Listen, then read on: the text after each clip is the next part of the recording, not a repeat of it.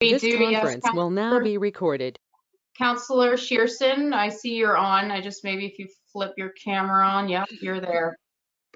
Excellent. So we're ready to roll, Lindsay, with everything's ready to go? We are, yes. All right, it's 6:01. I'll call this meeting to order. And as I indicated, Mayor Woodbury sends his regrets. He's not able to join us this evening.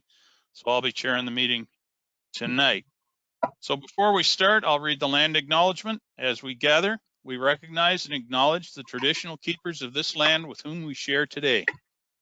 The Township of Southgate is a part of the traditional territories of the Anishinaabe, Six Nations of the Grand River, Saugeen Ojibwe Nation, the Haudenosaunee, and Saugeen Métis. The land that surrounds us is part of who we are as it reflects our histories. May we live in peace and friendship with all its diverse peoples. Was there anyone registered for open forum, Madam Clerk? No, Deputy Mayor Milne, there was no one registered for this meeting. Very good then. The next is the confirmation of the agenda, and I believe we need to amend it a little bit. Councillor DeBreen, go ahead. Yes, thank you, Deputy Mayor Milne, Chair Milne. I wish to request that Council consider deferring the bylaws, the tax, 10.1, 10.2, and 10.3 until we return or till we come out of closed session. Right. Madam Clerk, do we need to formally amend the agenda, or can we go with that? Well, just as amended. Right. Okay. Very good then. So I have a motion here. Be it resolved that Council confirm the agenda as amended. That is moved by Councillor DeBreen and seconded by Councillor Frew. Any further discussion? Not hearing any, I'll call the question. Is anyone objecting? Not hearing any objection, I'll declare that carried. Is there any declaration of pecuniary interest related to any matters on the agenda this evening? Not seeing any. If one should arise during the course of the meeting, feel free to declare it at that time. We do have a delegation this evening, and we have welcome Mr. De Palma here this evening. He's here on behalf of his company, White Rose Park Homes. So welcome, Mr. De Palma, and the floor is yours. Thank you. I believe Paul from Triton is also here. I see him there. Yeah, it's always nice to see Paul, but I wasn't sure what capacity he was here in. I thought maybe he might be just here to watch us in our deliberations. Who knows? Welcome, Paul. So basically, we put together some concerns that that Council had regarding us bringing in the fill material for our phase 3 to raise the grades for our roads and grading and so on and so forth for the site. And I believe that the information given maybe was not in its entire clarity to the Council, and I wanted to give clarification if that was possible. Any outstanding questions or concerns on how to conduct the haulage route, the type of material, etc., that the Council seemed to have maybe not a clear insight or explanation to them, what was given to them by, I guess it was, I'm not sure if it was Bev or who it was who presented this last month. Okay, all right. Paul, is there anything you want to add? I see your letter here is in our agenda or tonight, or our package. Is there anything you wish to add to that? On behalf, I know there's some issues over fill and quality of fill, and I'm hoping that just give you a bit of an update. I'm not sure how aware everybody is, but there is a new regulation, and I'm just going to read it here, just to make sure I have it right. It's Ontario Regulation 40619, and it just came into effect January 1st of this year. And it basically, it's supposed to and I think it will. What it does is it lays out all the requirements for source material, testing, categorizing, tracking, and end product is where it's delivered to.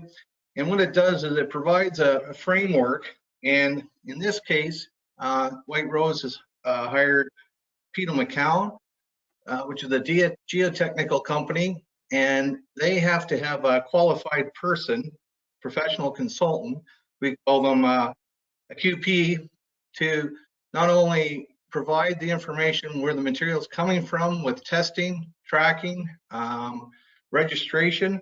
They also have to have that qualified person when it's received at site,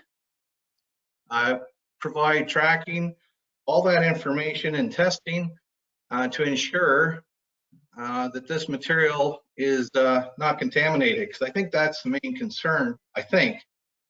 So this is a fairly new regulation, and it's fairly extensive, and I can provide more information about this regulation. There's all sorts of information right now, but I could provide the municipality with a slideshow if you'd like, just to show how extensive it is. It is very cumbersome, and it goes right to if we're even doing a road reconstruction now and we remove fill from site, we have to test it, compare it to existing tables for whether it's hydrocarbons, salt, and make sure that it meets all the parameters that we want it to meet. And we're not only responsible once we excavate and put it on a truck, we're responsible to track that truck to its site and where it's delivered. And then afterwards, provide basically a report to say how much came in, where it came from, where it was placed. It's very extensive. The geotechnical companies have a bit of a windfall here because they're in high demand right now, but that's what we're doing. And I'm here just to hopefully explain, or I hope I haven't made it worse, just to explain this new regulation a little bit. I can provide further information if you would like. All right, thank you, Paul. And I guess just for clarification, so this application would be subject to this new regulation, would it? Absolutely. Okay. All right. Is there anything else from you, either you or Mr. De Palma? Anything else? I'm going to ask council if they have any questions, but if there's anything you wish to add first.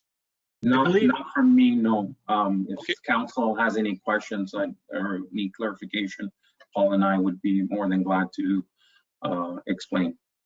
I believe, Victor, you provided the truck route? That's correct. And sort of a hit list to show sort of the process? Yes, we did. Yeah, so we can speak to any of those issues. Okay, very good.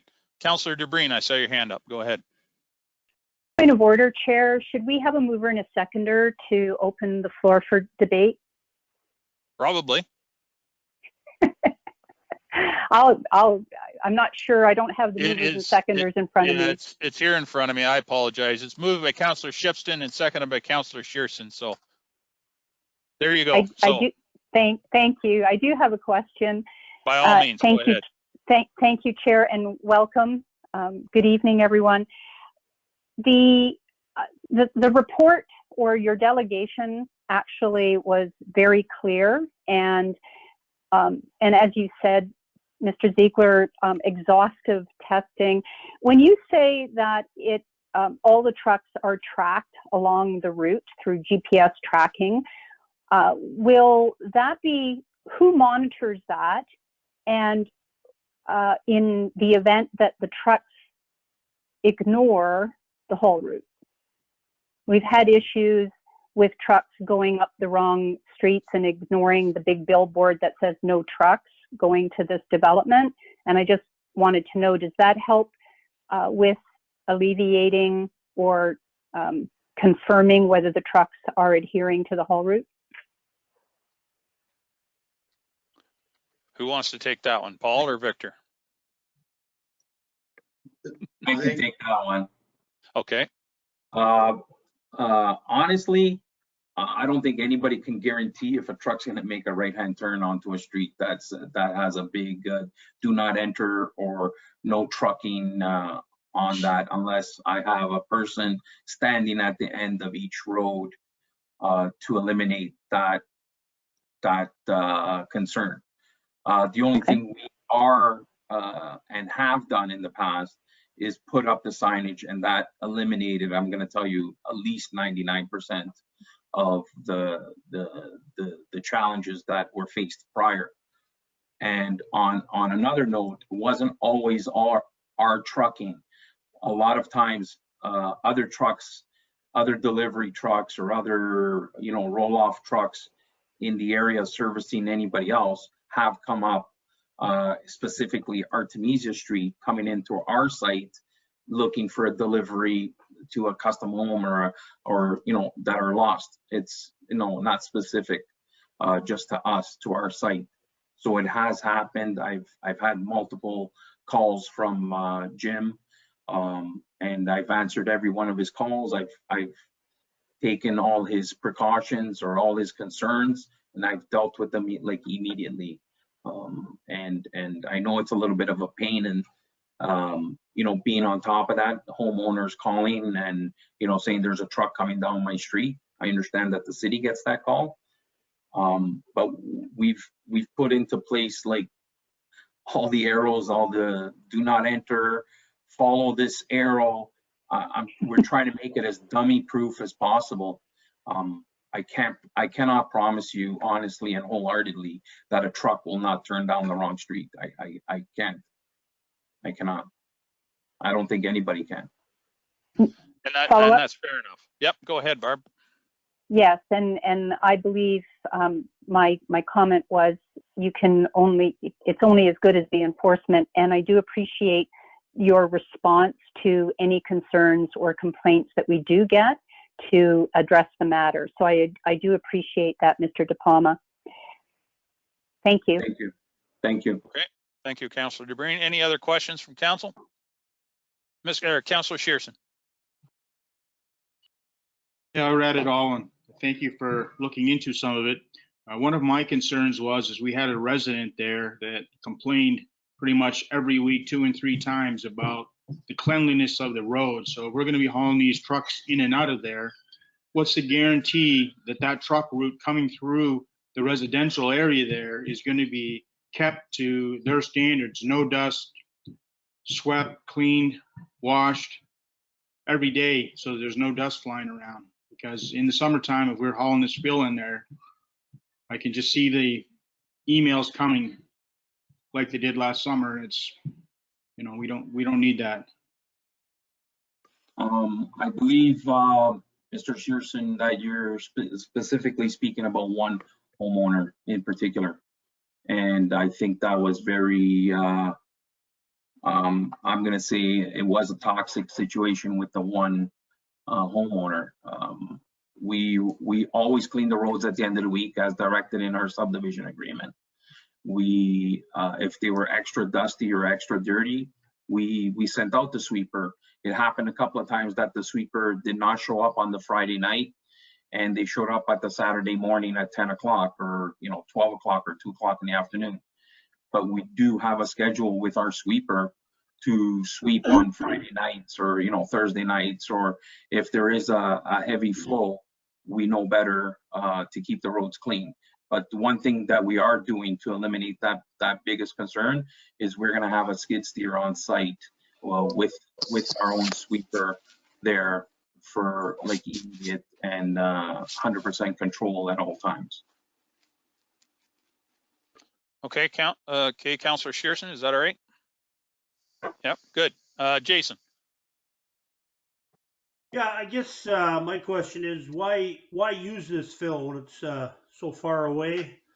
Obviously, it must be pretty cost effective for you. Just in the day and age of, we always talk about environmental issues and stuff, why not use a local supplier and help out the local guys? And I just wonder why we want to haul it that far. There's lots of gravel pits around here. There's, that's my question. Bottom line is cost. So Bringing in fill is costing us approximately $150 a load. Bringing in fill from the gravel pits, like from Strata, or I believe we use Jeff for our granular, like for our driveways and stuff. Demands, and he's local, and he can attest. We order all our gravel from him. But the big quantities would come from a gravel pit like Strata, and that's $600 a load. So for us, there's a $350 a load savings, and that $350 a load minus the expenses for the soil engineer, minus the expenses for the truck route, minus that, still saves us, let's say, $200. And when we do the numbers, $200 a load on 1,000 loads is a lot of money for us. And it's just dollars and cents. It doesn't make sense for us to bring in granular B that when it rains, it turns into mush. Doesn't matter how much we compact it. There's a little more control on the soil when we're bringing in a clay or whatever's been approved through Triton, through the city, through Peto McCollum, like whatever soil conditions have been approved that we bring in, it's easier to work with that dirt than it is to bring in that sand fill. And it's just cost savings, time, everything, like equipment, trades, everything. It really makes a big difference for us. And we have to bring that material in no matter what. So whether I'm bringing in from the, from Strata aggregates in Shelburne, let's say, or we're bringing it from Mississauga, it doesn't really matter to us because the truck still has to get to the site. So we're still responsible for the trucking route. And over the years, the last 2 to 3 years, we've picked up all the hiccups where the city, Township of Southgate has assisted us with, in particularly Jim has assisted us with those black and orange barricades, like those temporary barricades, to eliminate the truck turning onto Artemisia or Doyle, or so on and so forth, like wherever we're supposed to put them, where Jim had asked us to put them out. Okay, thank you. Is that sufficient, Jason? Yep. Okay. Martin, did I see your hand up? Yes, you did, Chair Milne. Very good. Thank you for coming out tonight. I am looking at the map of the new road delivery for your trucks, and I did bring that up at the last meeting to go right down. Why would you go up a main downtown area? So I'm glad you see you're going up in Dundalk Street and up there, and it says on this thing that you have signs and there will be no truck signs posted. So that's all good. I looked at the Triton engineering report, and the question is, thank you, Brian. The question is, where does this leave,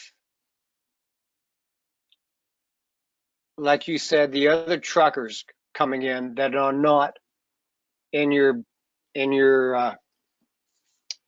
system? Do they have to still follow these? You mentioned about all the bins that are coming in and what have you for that. So are you going to send all this to your contractor truckers, whether they're delivering fill or delivering the garbage bins to take refuse from your building? So people might get kind of ticked off about that too, seeing other trucks coming in. So just look after your contractors. That's what I'm saying. Like, whoever you have. We use GFL out of Orangeville, and okay. Time, the truck does come down Artemisia Street, like I said, but lately it's been the same driver. We're dealing with the same companies. They know not to come down Artemisia Street. Our concrete is Miller. They know not to come down those roads. They're all educated. We have the emails. If you guys would like, I could CC Jim or somebody you guys want to put in charge, or Bev, or whoever. I'm sure not everybody wants to see all these emails going across, but we can send our suppliers. Tarpon Lumber knows, like all our suppliers know not to take Artemisia. We've sent out the emails. We've sent out the truck route maps. Like I said, I cannot promise 100% guarantee, but I can give you, 99% of our trucks are staying en route, and the odd person that comes down, and it's not always our trucks, like I said, right? Yep. No, Yeah, local deliveries would always be allowed to go through there, for sure. Yeah. Is that okay, but as Martin? a yep, Go ahead. follow up though, you are the developer, and I am seeing this coming through to go off Dundalk Street. I realize that is where the fire station and what have you are. I'm sure the trucks won't allow anything to go through there. That is law, that you have to have access for these emergency people to get through. So as long as you're sticking to what I'm seeing on the new truck route, I have no problem. You're staying away from Midtown, and it looks good to me. So thank you very much. Good, thanks, Martin. Jason, go ahead. Just had Yeah, one thank more. you. I don't know. It's kind of if Bev's on the line. We know, just kind of do a comparison of the site right beside the township office where they're drawing stuff in. I've seen trucks dumping there at 5:30 in the morning, and I'm pretty sure there's not a guy standing there checking the load. So I'm just wondering how that compares with this stuff that's coming from there. Because I've seen trucks dumping there at 5:30, 5:45 in the morning, and I don't see a guy getting the paperwork or checking the load. So I'm just wondering how that compares to this project. Bev, you want to take a run at that?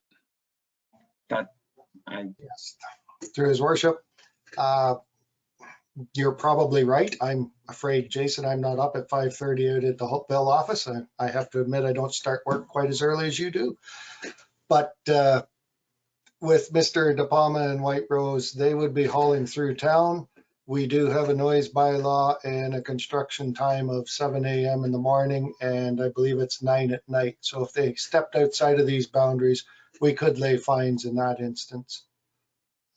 Probably could lay fines out in Hopeville too if we were out there in those time Well, I limits. guess I was more interested in the tracking of this stuff because Mr. Ziegler said and Mr. De Palma that it's all tracked and what's in that soil. But like, if those guys are dumping that early and nobody's watching, how are they under the same rule? I guess I'm asking, as this would be. They were under rules previous to this rule. These rules came in January 1st, I believe. Mr. Ziegler would be able to verify that, but I believe it was January 1st of this year.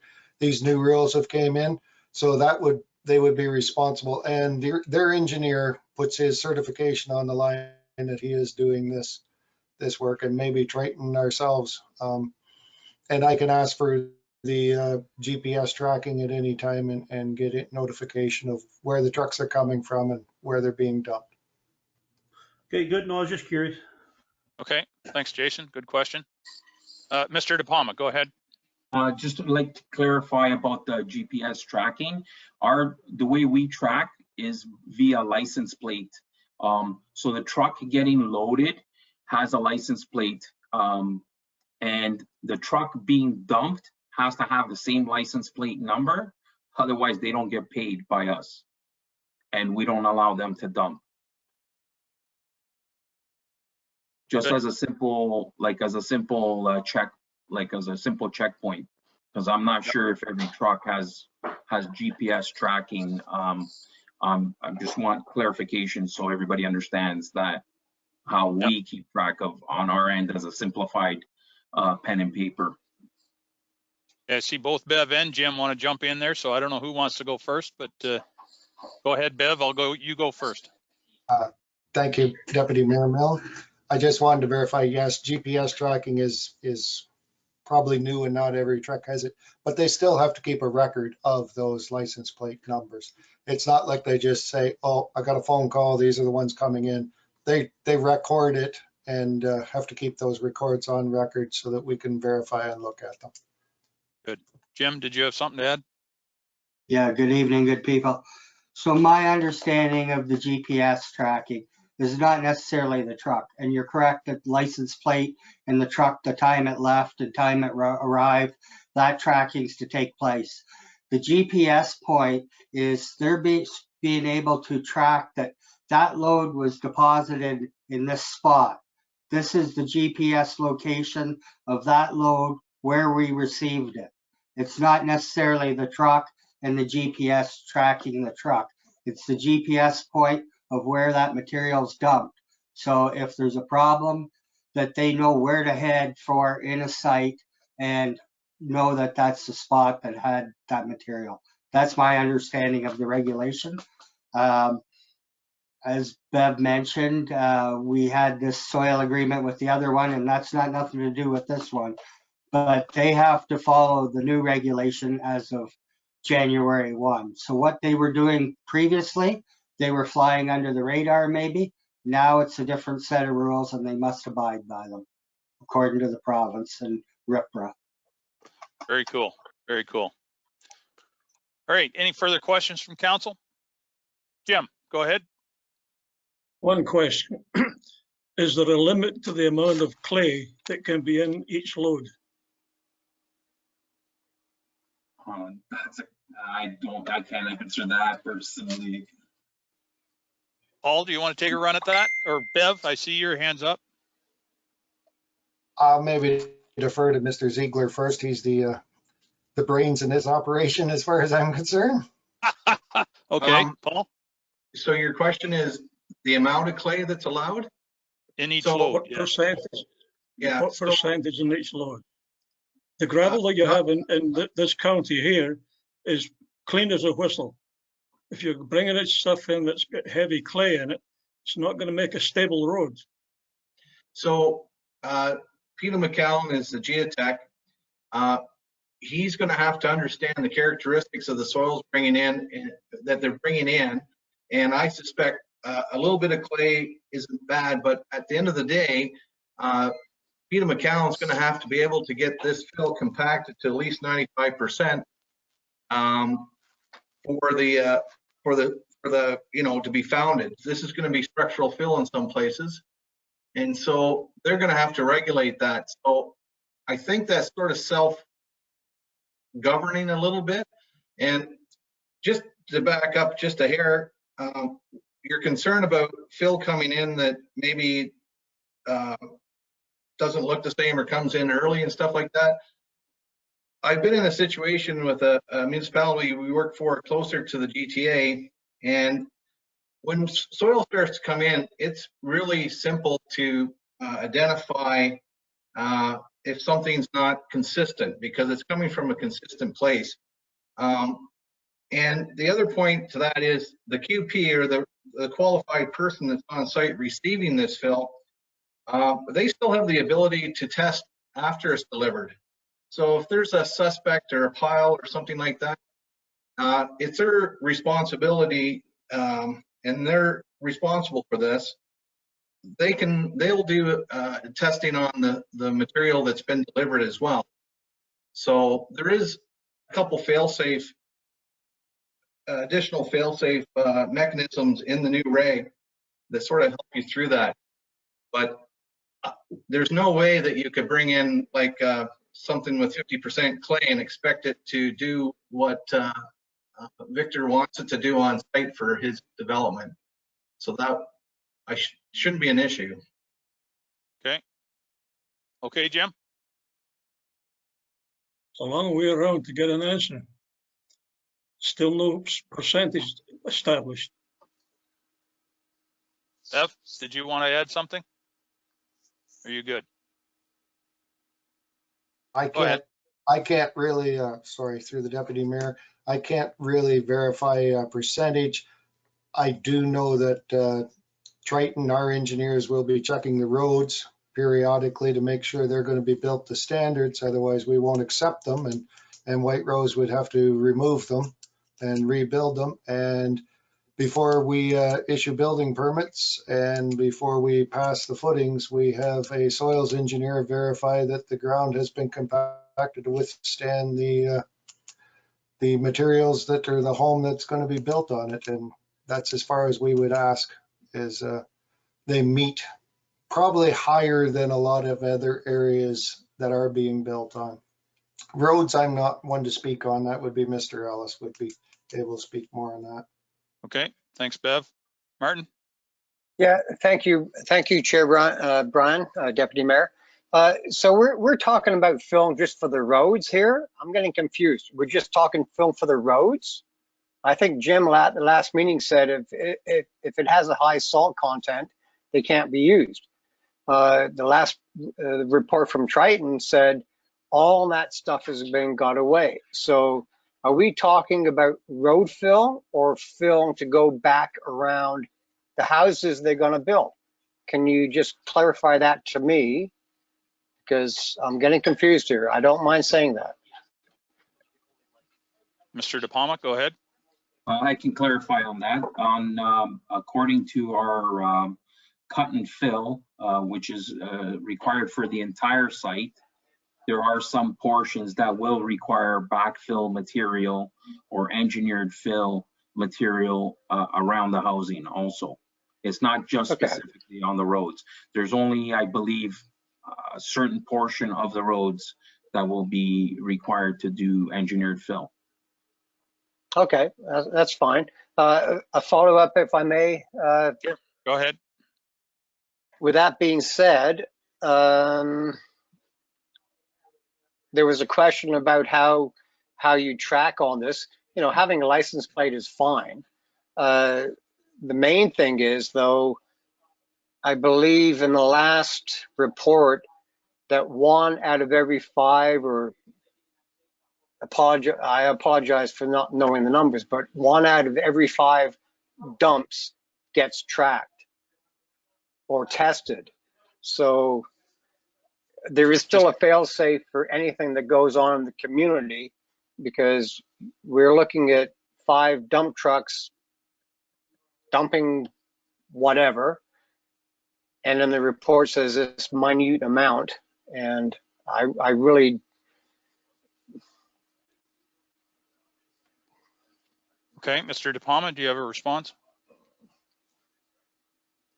Please. Sorry, I didn't so I don't believe it's every 5 loads. I'm not sure what the criteria is in detail. I know it's, you know, they base it on a per cubic meter on a volume, if it's a per day or per, but basically, my understanding with Jim, when he explained the GPS tracking, so I can basically give it to you the way we work on site. So the trucks come in, we back them up, we dump them, we spread them, we compact them. That GPS will be tracked by our qualified, like Peter McCullen or our surveyor, saying that these loads, these truck numbers, which will be by license plate, were in this area. So let's say 50 loads went in this area, 20 loads went in that area, you know, 60 loads went in this area. So I believe that's what Jim was explaining regarding the GPS tracking, and that's the same thing with the testing. I don't know if they're testing every day, because every day is different. Today we might bring 10 loads, tomorrow we might bring 50 loads. So they base it on volume, from my understanding, which is Peter McCullen has a criteria set out. Okay, okay, Martin. Yeah, and just to follow up to that, I'm just piggybacking on Councillor Shearson's question. Like, he's seen people, you know, 5, 6 o'clock in the morning dumping off truckloads, and he was just asking where they get tested. And as long as you're, I don't care about where they come from, as long as it's being getting tested at the site. So my question to you is, if 5 dump loads are there, somebody should, before you start spreading it, take a test. I have no problem with it. I'm just saying, as far as making it look good for you and making it look good for the township. We don't really want any liability with stuff. So And neither, anyway, neither do we. and neither do you. So Yeah, Right. exactly. okay, Good. I'm fine. Thank you, Brian. Thank you, Martin. Madam Clerk, Yep. did I see your hand in the air? Nope, sorry, just adjusting my glasses. I apologize. And nice glasses had- they are, I must say. Go ahead, Barb. Actually, CAO Milner has his hand up. Okay, Dave? You are muted, sir.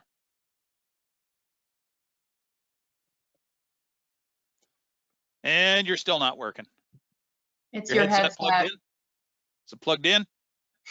It is plugged in. How about now? There you go. Now you're working, Scotty. Okay. Yeah. We're live and kicking. Beam us There's up. some really good thoughts I had, but anyway, I'll reshare them with you. My biggest concern is I think there was discussion about we have to sweep the road weekly. We have to remember here, this project is, we're talking about roads that are off the phase 3 site. Yes, they are in phase 1 and 2, but I think this project, I'm sure you'll have a mud mat coming out of the site to clean Yes. the tires up, but still we drag material, there's no doubt. I think we would require a skid steer, obviously, to scrape every day. And I would hope you could have an attachment for that skid steer to at least sweep the material.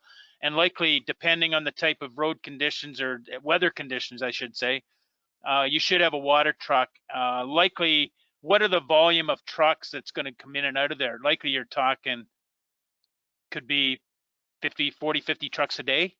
That's correct. Between 20 to 50 loads Yeah. per day is been our average. And like some days are nice and clean and some days are messy, Yeah. obviously due to weather. Well, But earlier, yeah, I wanted to would reassure council that we will have a skid steer on site with a sweeper. And we'll make arrangements for a water flush or Yeah. whatever we need. Well, even just to wash the road down by spraying water on it and then sweeping, I think would be helpful. But just those kind of tools, because 40 loads a day will soon create dust. And the last thing staff or council want are those calls to start or emails to start again. So I think just a good plan in advance to manage that would be appropriate. Understood. Very good. Okay, good discussion. Councillor DeBreen. Thank you, Chair Milne. I believe I would like to, through you, ask the clerk about how best we would entertain possibly revisiting the motion that failed previously. Okay, I'll defer to the clerk on that one. Thank you, Deputy Mayor. So the way to do this, it wouldn't be called a reconsideration because it wasn't during the same meeting. It would be through the use of a renewal motion. But the caveat with a renewal motion is that it needs to be brought forward with a notice of motion first. And since the notice of motion wasn't put on this agenda, we would also have to move a motion to receive a notice of motion without prior notice. So it would essentially be 2 steps, and then the motion, Bev's original motion from his report, would be put on the table. Both of those, to bring forward a notice of motion without proper notice, requires a 2/3 vote. With 6 members here tonight, that would be 4. And then the notice of motion, then if that were to be approved, would be placed on the table, which would also require a 2/3 vote. And then the original motion from Bev's report would be able to go ahead. So we could do all that at the next meeting, right? You can either do it at this meeting or you could do it at the next meeting. I would, if we want it for the next meeting, I would still bring forward a motion to waive the procedure to allow a notice motion at this meeting and then further do the notice motion that says to bring it back for the next meeting if we want to do it that way. Okay, Barb? Through you, Chair Milne, what I'm thinking is, as you mentioned, Brian, if I may, that we renew we go through the process to determine council's interest in renewing the original staff report. If that doesn't pass, then there's no point bringing the report back to the next meeting. So we would need to receive the delegation first, though, correct, Lindsay? And then we could. Yes. Yeah. We have that Thank motion you. on the floor. Yeah. So I'd ask the council then, are we prepared at this point to receive the delegation at least? No objection to that, so I'll call the question, I'll call the question. Is anybody objecting to the motion to receive the delegation? Seeing no opposition, I'll declare that carried. So, Barb? So through you then, per Clerk Green's good explanation of how to proceed, I would like to, Lindsay's got her hand up. Go ahead, Lindsay. Is she? Thank Shepherd you. us through this. Shepherd us through Well, this, Madam Clerk. I did come prepared, as any good clerk should. So I do, if I share my screen, I do have it on the screen already. It might be a little bit easier. Please do. Follow, guys. Just 1 second.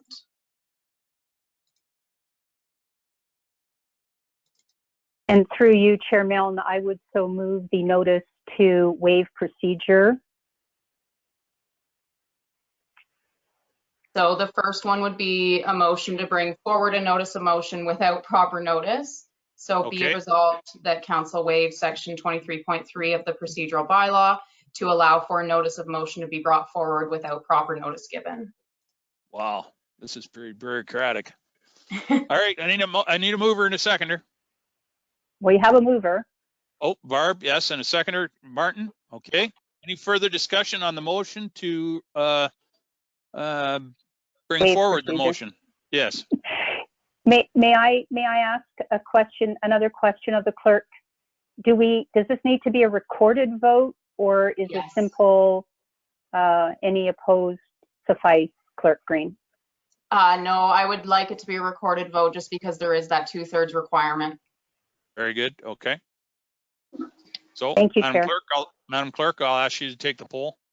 Sure, thank you, Deputy Mayor Milne. So we have a recorded vote, which requires a 2/3 vote for a motion to bring forward a notice of motion without proper notice being given. Councillor Frew? No. Deputy Mayor Milne? Yes. Councillor Rice? No. Councillor Shipston? Yes. Councillor Dobreen? Yes. Councillor Shearson? Yes. By a vote of 4-1, that has carried.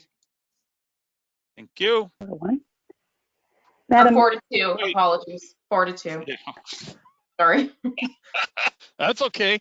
That's okay. It's early in the meeting. One always mess me up. That's all right. So that carries. So now we move on to the second motion. You want to scroll that up a little bit there, Madam Clerk, please? I can't quite. There we go. Good. Thank you. So this, in fact, is the notice of motion to bring Bev's report back to the table. Is that correct, Madam Clerk? That is correct. I'll just read it if you would like me Please. to, Deputy Mayor, for Sure. anyone listening. So now, well, we don't have a mover and seconder yet, but the notice of motion would be it resolved that pursuant to section 24.13. Oh, I'm just hearing some background noise.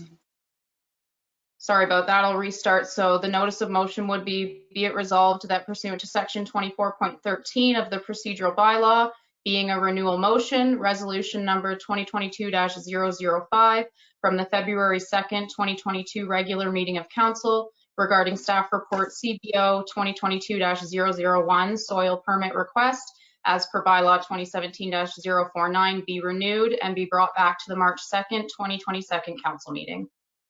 Okay, so to be clear, we are not passing the bylaw or the resolution to allow the fill to come. All this does is allow that motion to come back before council on March 2nd. Correct, Greta? Yes, that is correct, Deputy Mayor. Okay, with that clarification in place, is there any further discussion on this motion? Oh, we need a mover and seconder. Sorry. Yes. Who wants to move? Who would like to move this? Sorry, the pictures are I'll pretty move it. small. Barb, seconded by? I'm not seeing a seconder. Is there somebody waving their hand? Oh, Martin, thank you very much, Martin. So we have a mover and a seconder. Any further discussion? Mr. Chair, Go ahead. I'm not sure, but Mr. De Palma has had his hand up a couple of times, and normally we wouldn't allow any more discussion from the delegation. We've already received it for information, but I will just draw that to your attention and you can address it.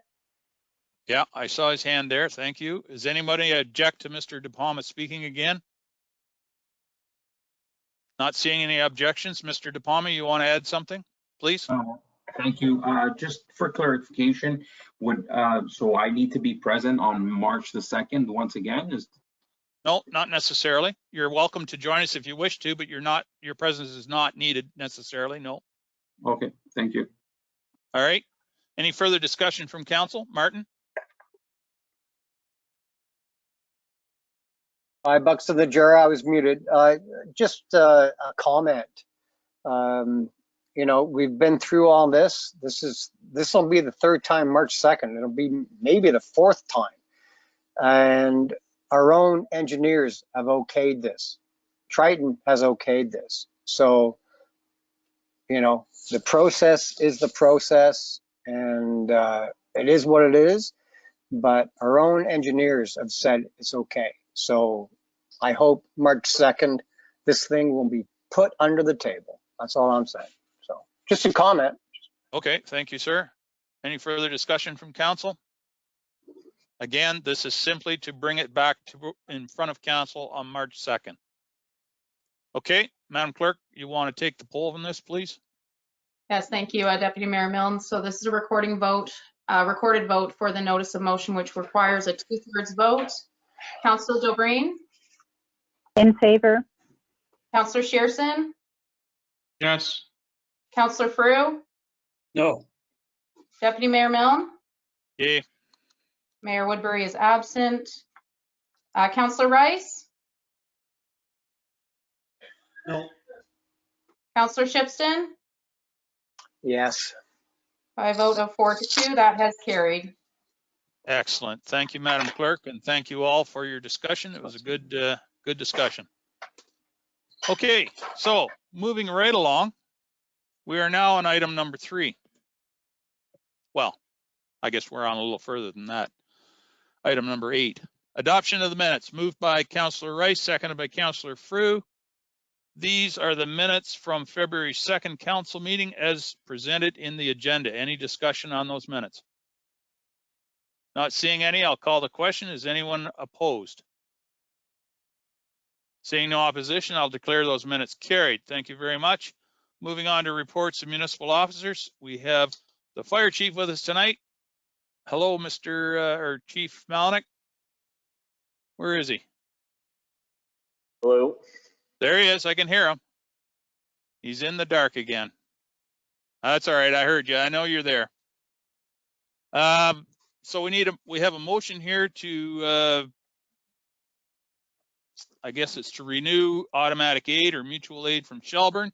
That is moved by Councillor Shipston, seconded by Councillor Dobreen. Anything you wish to add, Derek?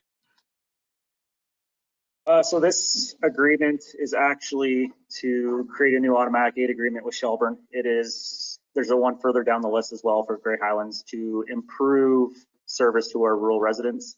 They do not have access to fire hydrants out there. So what these agreements do is in a selected area that we have chosen, when we get a confirmed structure fire, Shelburne water tanker will automatically be dispatched at the same time our crews are. So then it's there approximately 15 minutes normally, are faster than it normally would be. So, and there's no fee, reciprocal. Very good. Very good. Sounds good. Any questions or discussion from council? Martin? Thank you, Brian. Good evening, Derek. How are you? Not bad. Good for you. mutual aid program is where a request could come in and you don't necessarily have to, or if you have the manpower to go there. Is there a difference between a mutual aid program and the automatic aid agreement where you have to go? And I'm only saying that just because this could maybe 5 years down the road affect you know, the volunteer fire department. If you get called out because it's an agreement now, not just when you could. And I'm not saying that you wouldn't anyway, but would this affect full-time firefighters for Dundalk years down the road?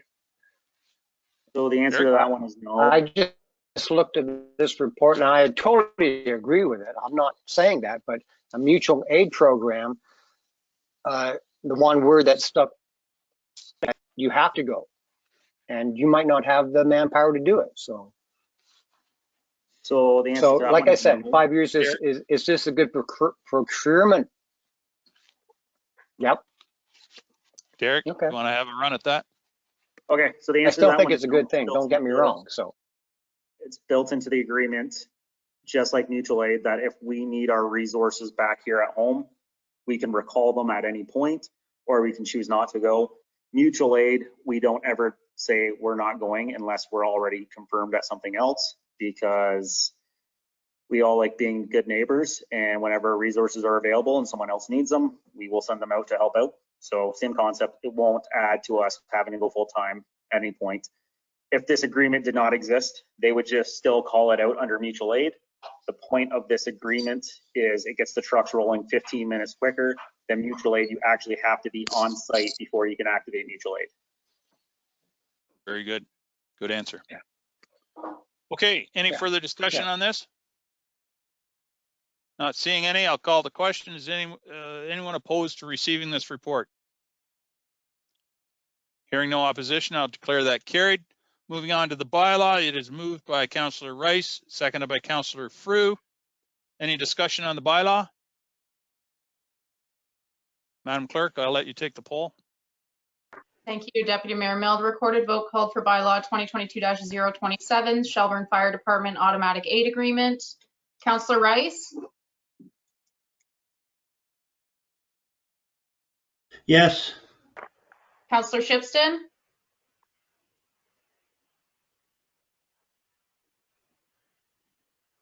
Councillor Shipston?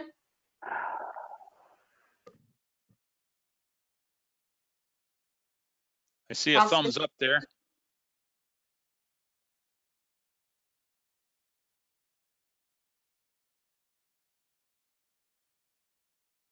yes.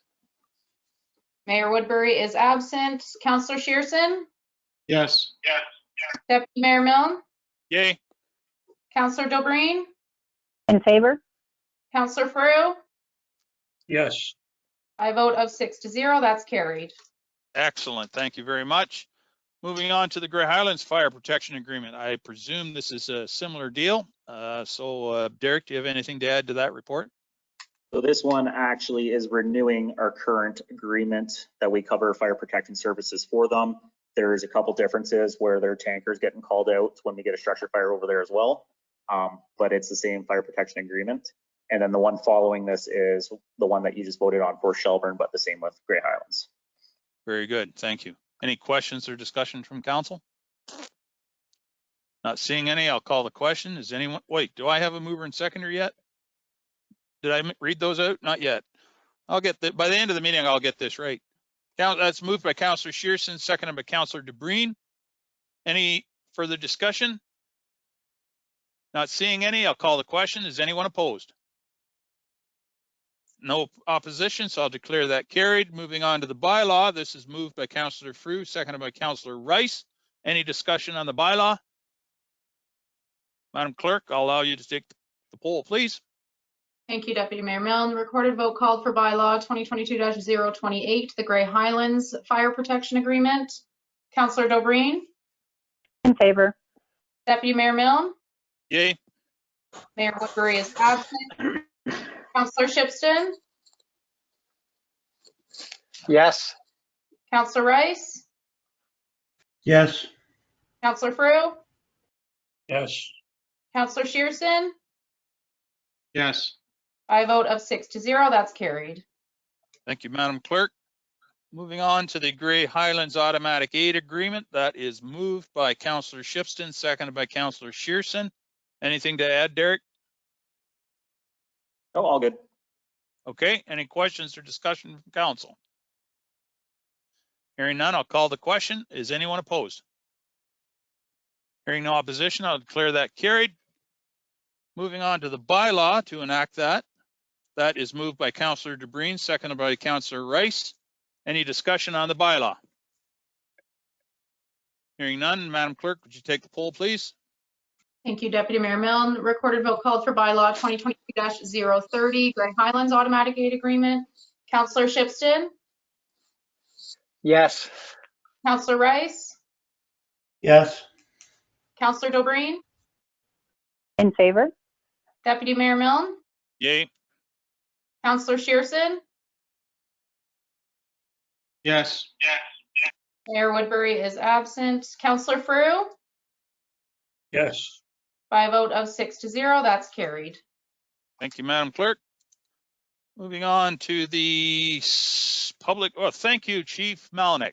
Thank you for those reports. Very well done. Moving on to Public Works Manager Jim Ellis. Good evening, Jim. I know there you are. Very good. We have a motion here regarding the Southgate Fuel Supply and Delivery Contract Extension. That is moved by Councillor Frew, seconded by Councillor Shearson. Anything to add, Jim? Go ahead. Yeah. Again, we spoke to council earlier about this a little bit, that with that contaminated fuel, that one of the units, especially the patrol pickup truck, seemed to have some bad engine happening after that. And it took a long time. Dave and Phil and I had met with McDougall a number of times. And finally, we brought in Paul Van Alstyne, who did the work on the truck from pretty much the get-go, and servicing it all along. And it was his statements and his providing a written comment to McDougall that changed their way of thinking, that they did say they possibly could have contributed to some degree of the engine problem. So we are pleased that we could look at getting a possible credit of $7,500 towards that engine replacement. And again, with this being a Grey County contract that we entered into in 2018, should have been renewed last year, but with the negotiations, it was kind of held off, determining where we would end up with this. And again, with extending this, there is no delivery charges being charged on the fuel deliveries as per the other agreement previously in Grey Counties. And again, we're just paying rack pricing. So the staff believe there's quite a savings there.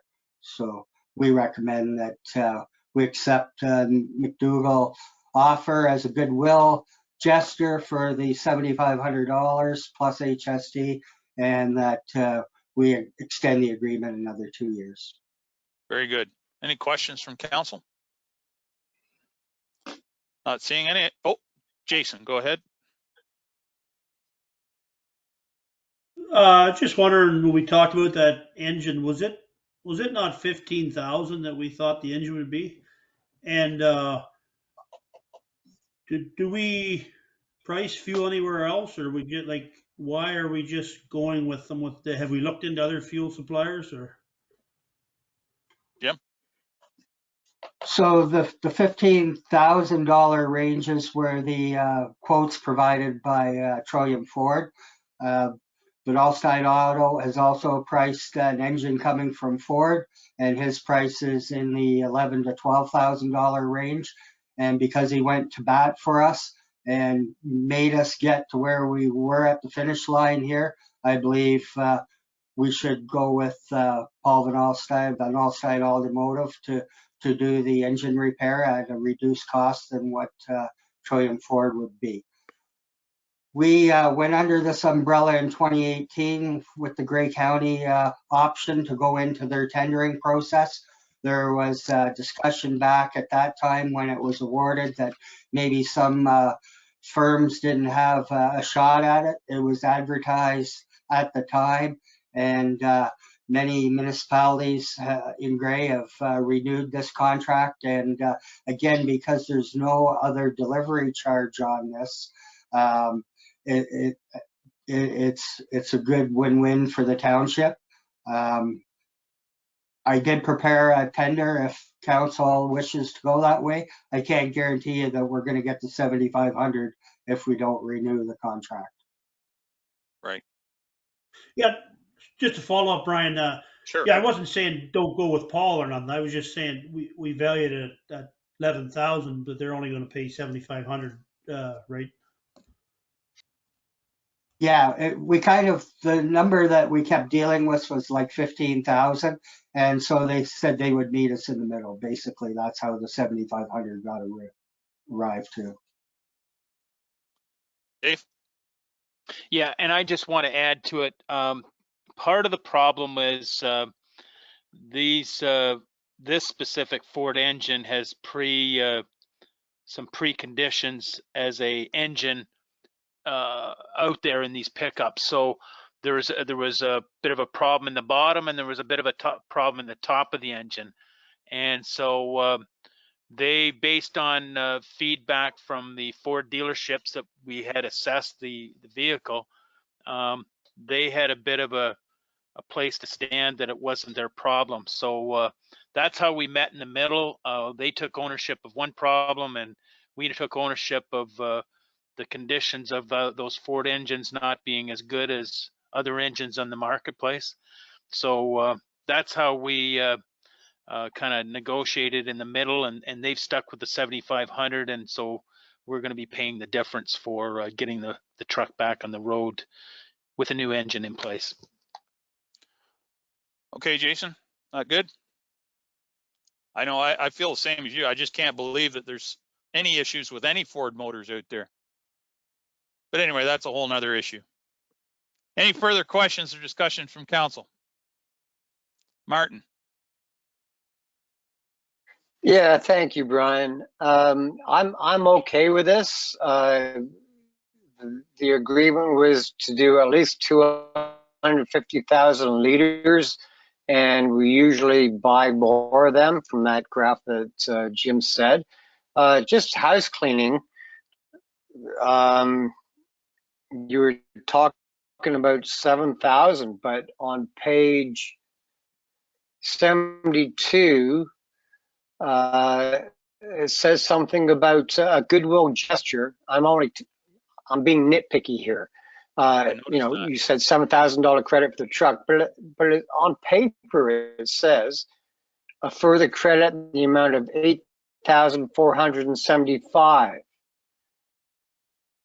and Jim? all inclusive all applicable taxes. So small numbers when you were looking at a $250,000. So where's the discrepancy there? Just so everybody knows. I'm okay still with it, but I'll get Jim to address that. Jim? Yeah, so the offer page 72.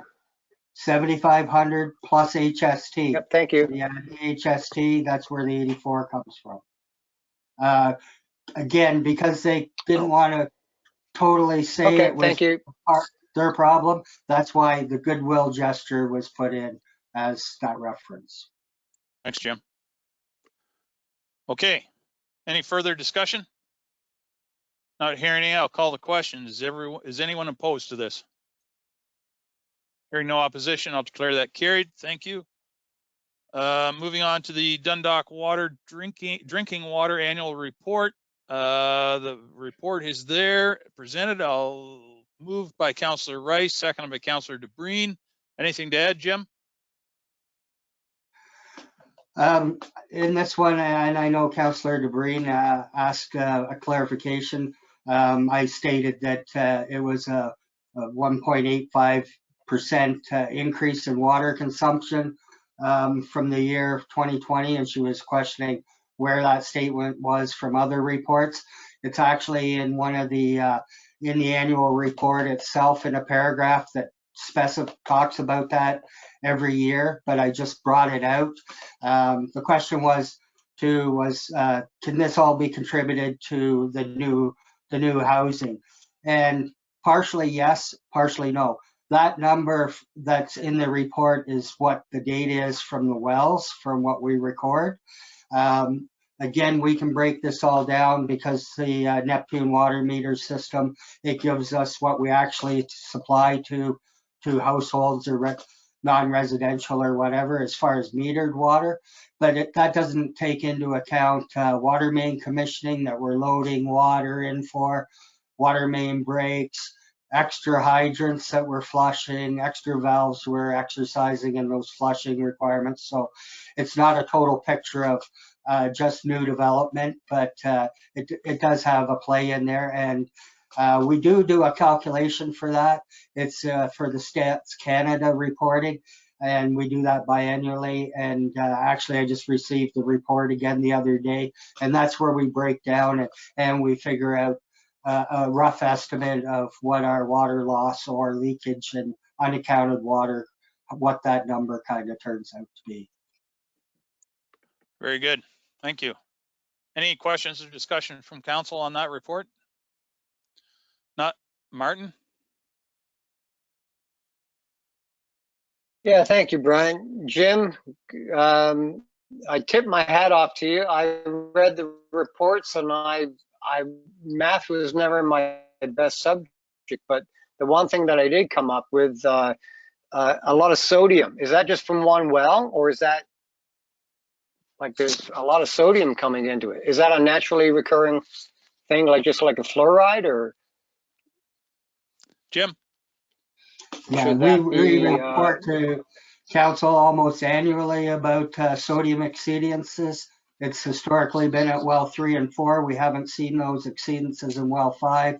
Okay. We do testing in the summer, and it seems to be naturally occurring, not just road salt, but that will contribute to those areas as well. But this has been ongoing for 20 years that I've been involved with the township. Yep. Thank you, Jim. Any Okay, further thank discussion? you. Not seeing any, I'll call the question. Is anyone opposed to this report? Receiving it? Not hearing any opposition, I'll declare that carried. Thank you very much. Moving on to the wastewater annual report. That is moved by Councillor DeBreen, seconded by Councillor Shipston. Anything to add to that, Jim? Just with this one, again, the increase for last year over the year before is 4.88%. Again, that's not necessarily all development. The developments have tightened up. Again, that's a lot of inflow and infiltration that's happening.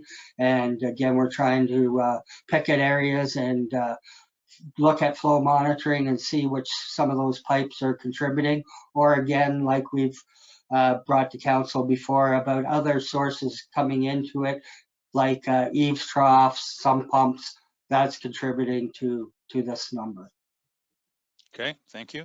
Any further discussions or questions from council? Martin.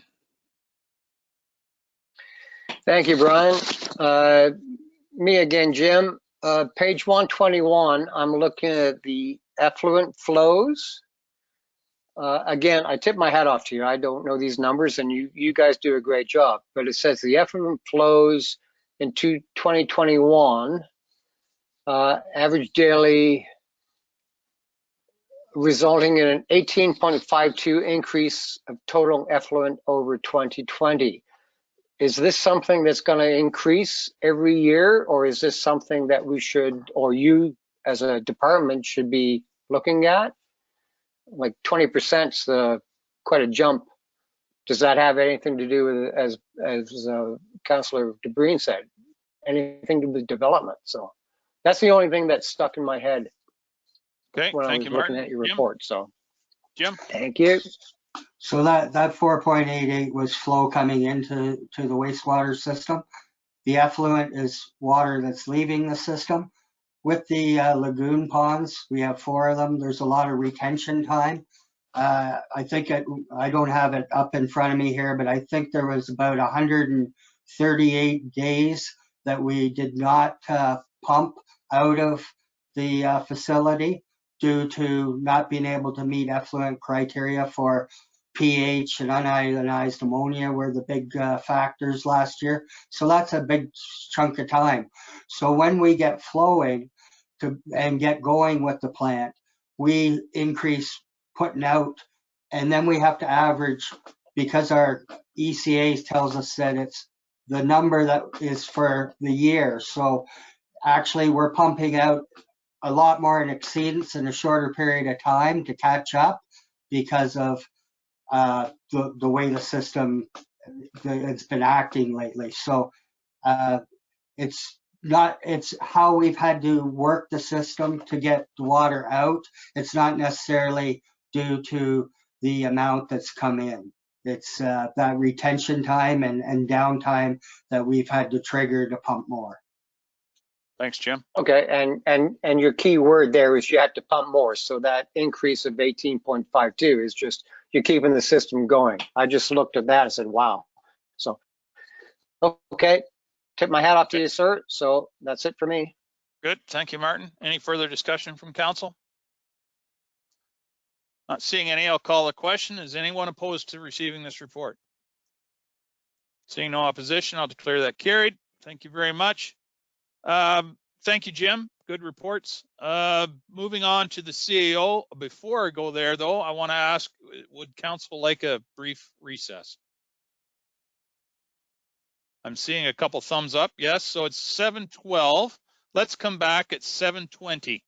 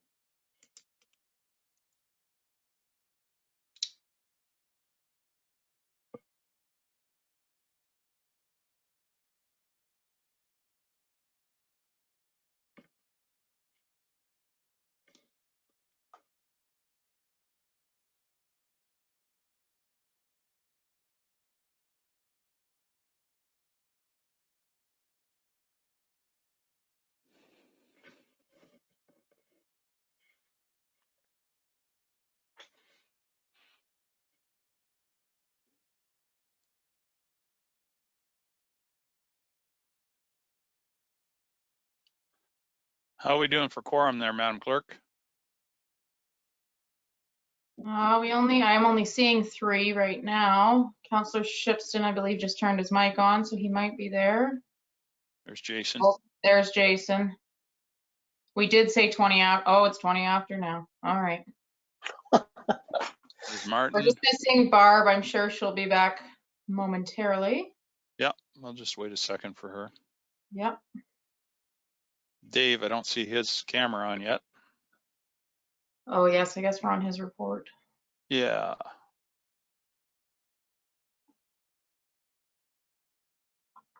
Kind of cuts down on the comments though if he's not here. Oh, there he is. And Barb's back too. Very good. All right. So it's 7:21. We'll bring the meeting back to order. Dave, this is your report regarding the Flato proposal request for support to seek a ministry zoning order, MZO Development Agreement Report. This is moved by Councillor Shipston, seconded by Councillor DeBreen. I did note earlier that Mr. Ramatula had joined us for the meeting, and I'm sure he's interested to see the discussion as well. Okay, so Dave, there he is. Welcome, Shakir. Dave, your thank report. you, sir. Yep.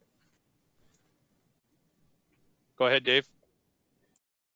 No, you are muted, sir. That's twice tonight. Yeah, I got that. Maybe 3 times. I'm not sure. Could be. Anyway, this report has had a lot of input into the process, and we got a letter from Blue Water School Board since the last meeting. I've attached that showing their support for what's going on. We had discussions with Municipal Affairs and Housing as this agreement developed with the county planner and Southgate's planner online, and that was a really good discussion. And you may remember that we had 10 items in the schedule B section of the document, which was things that we wanted included in the MZO. And it was very clear with the Ministry of Municipal Affairs and Housing that many of those 10 items, in actual fact 6, were nothing to do with their part of an MZO. They really enforced in the discussion that it is about zoning and zoning only.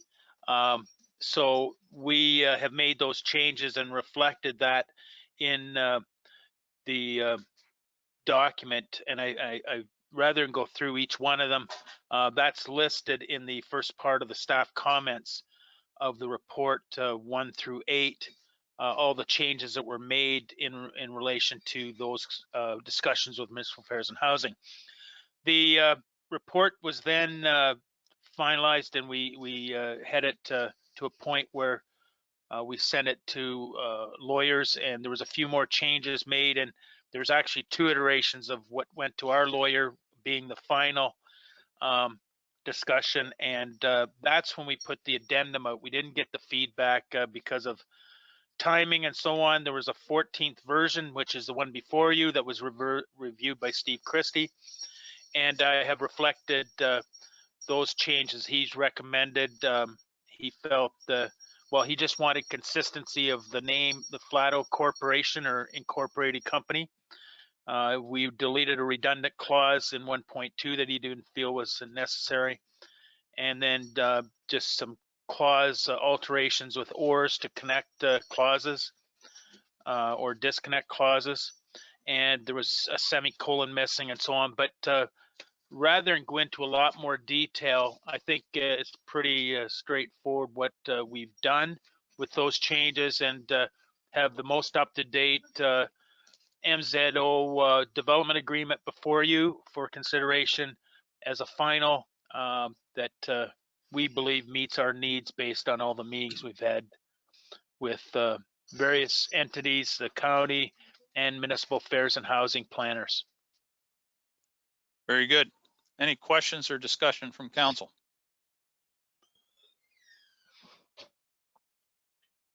Martin? Yeah, thank you, Chair. Thank you, Brian. Brian,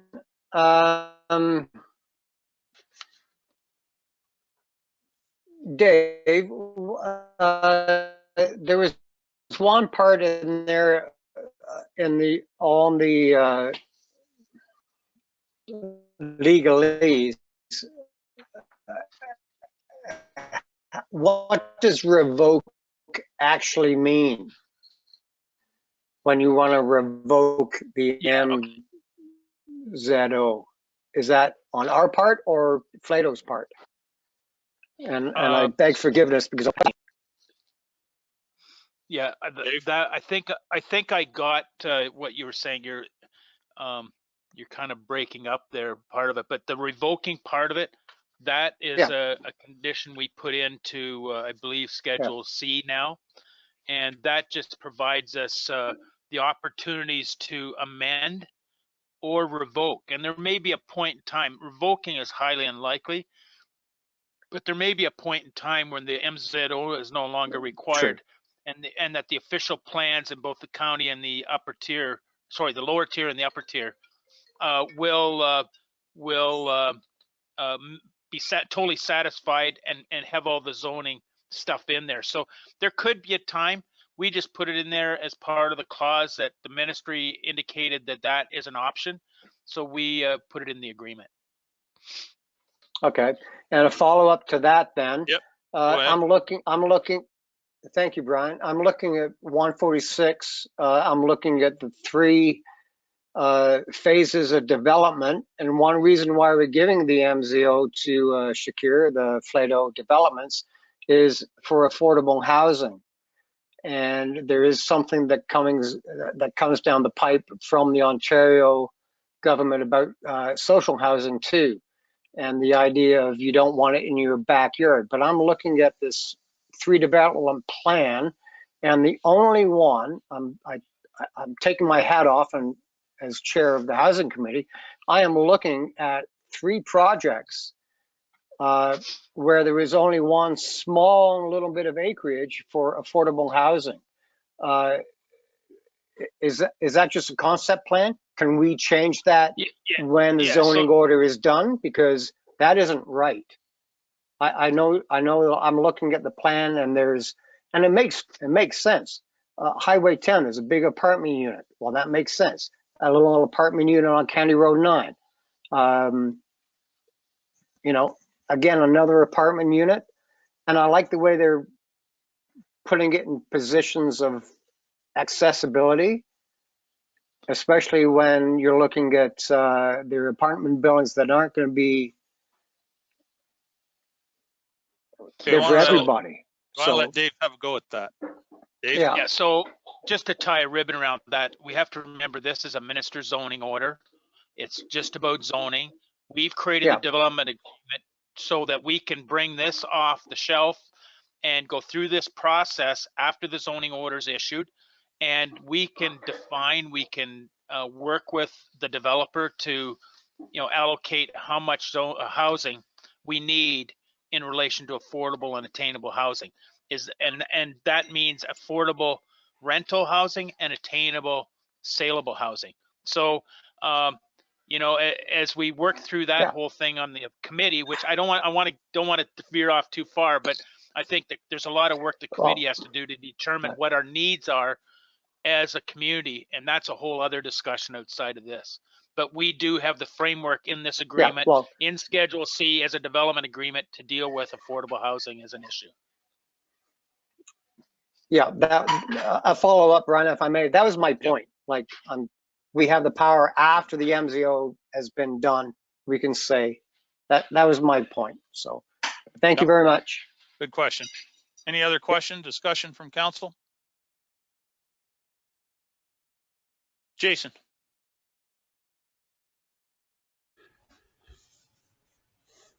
I guess going back to the last meeting, I'm still not 100% sure how this eliminates all the red tape. I understand the zoning, but even what Martin brought up there, we're only showing that much for affordable housing and stuff. So how is this reducing the red tape? if they're still going to follow all the other procedures they have to do.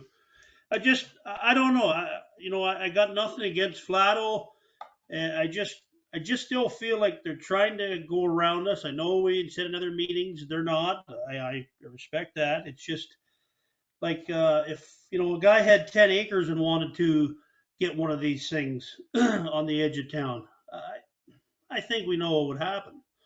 So I'm just a little worried that it's not fair.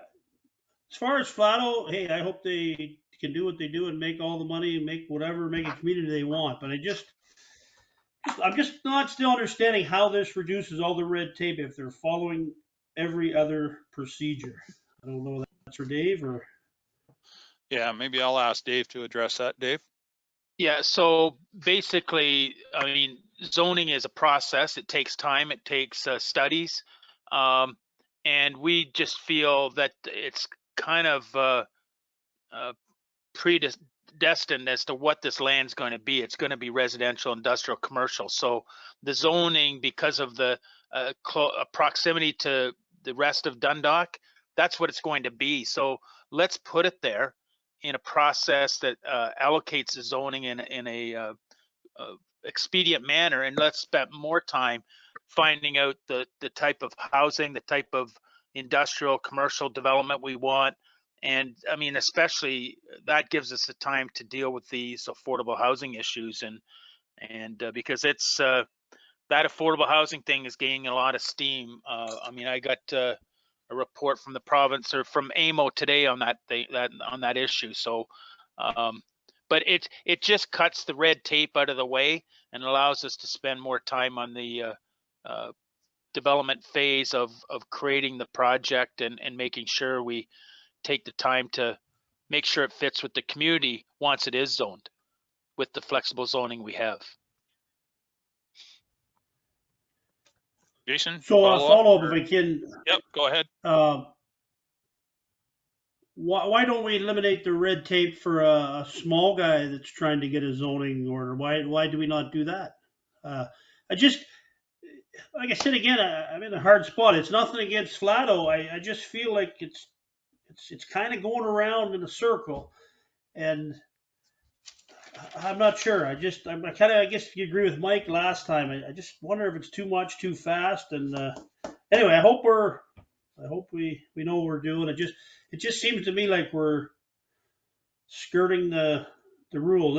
As I said, somebody else comes with a small project, they have to go through all the red tape. So why not the same? I guess is what I'm asking. Yeah, Dave? I'll maybe just comment on that. I mean, this isn't something that one developer has a patent on or anything. Any developer can do this, small or large. But it maybe Shakir or Corey, his consultant, want to comment on that. They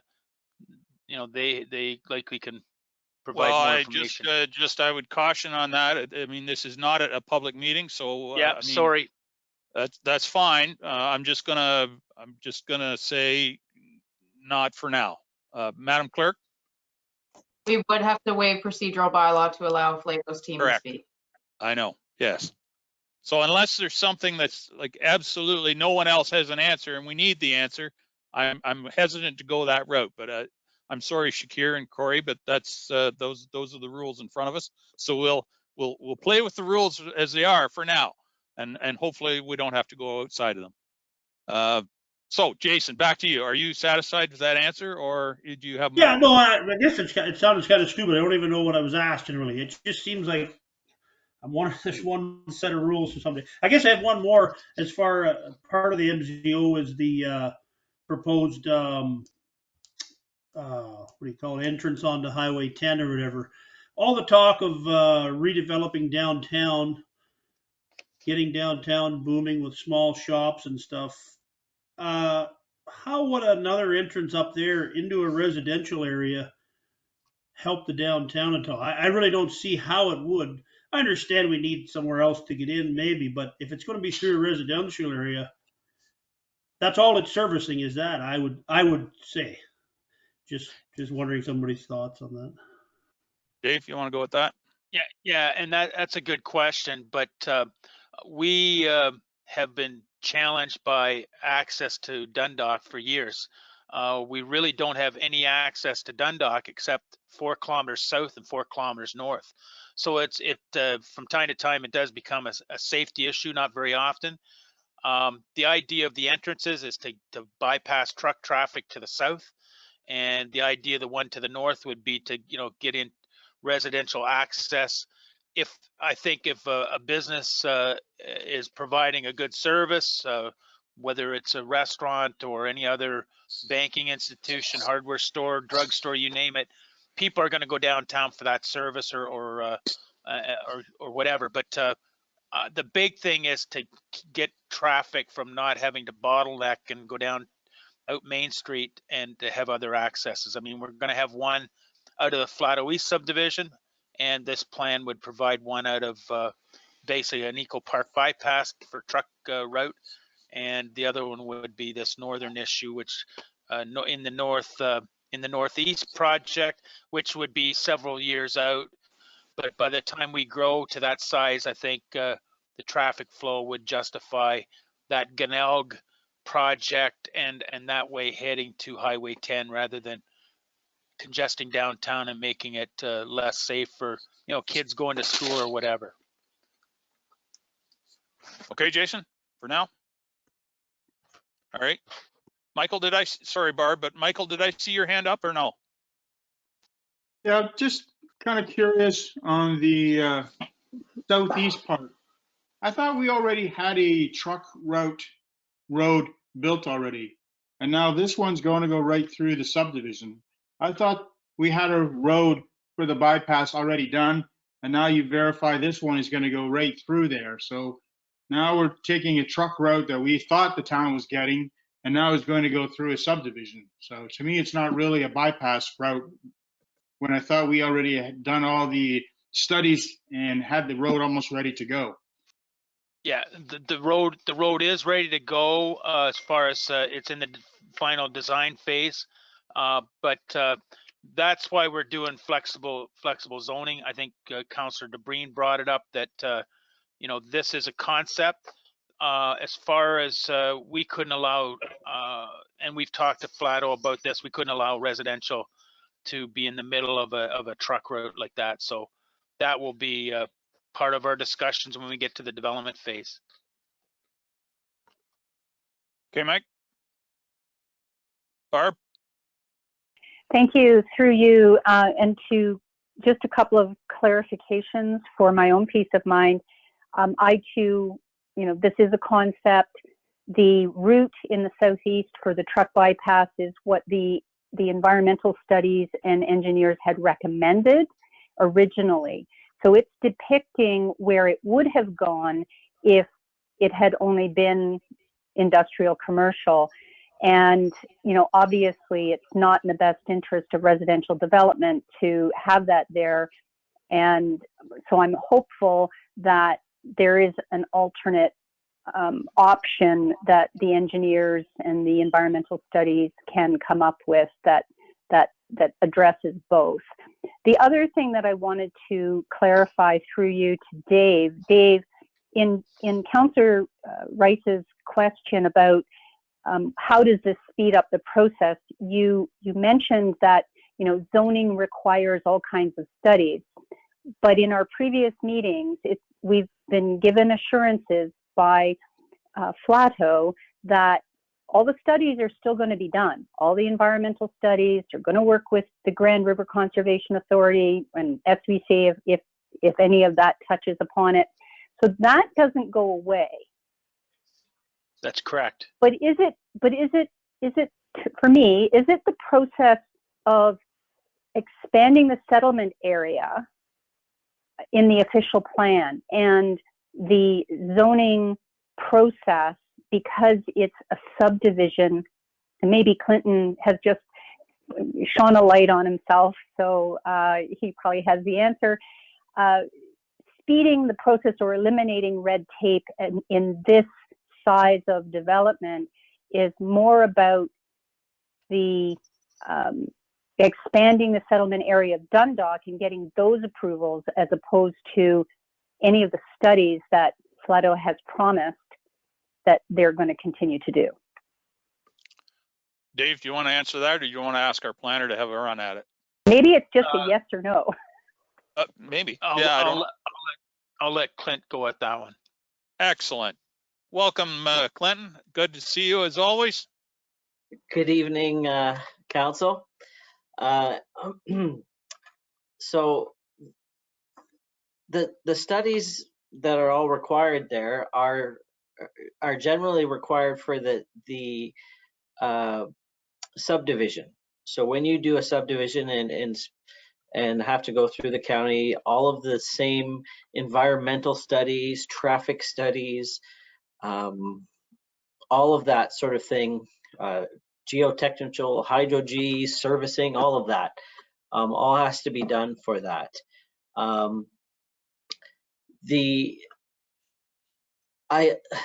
There isn't really a study that is not being done from a perspective of the development, I would say. Is it expanding the settlement area? Yes, it is. But I think all of the work is still either has been done in the past, because they've already done comprehensive reviews already for Dundalk, for Glenelg Phase 2, and that they're required to do additional work here before they can do a subdivision. So in my opinion, I think all of the work that has to happen is still going to be happening. It's just now we're able to move that settlement area line, I guess, if you will, to allow for the development to happen.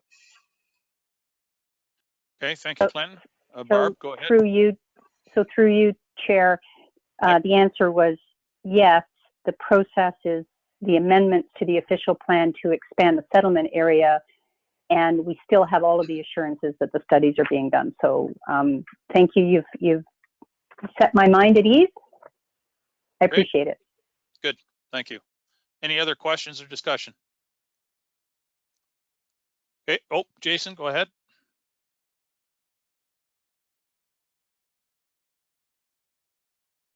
So yeah, in saying that, I hypothetically I buy the farm next to the Northwest Flato.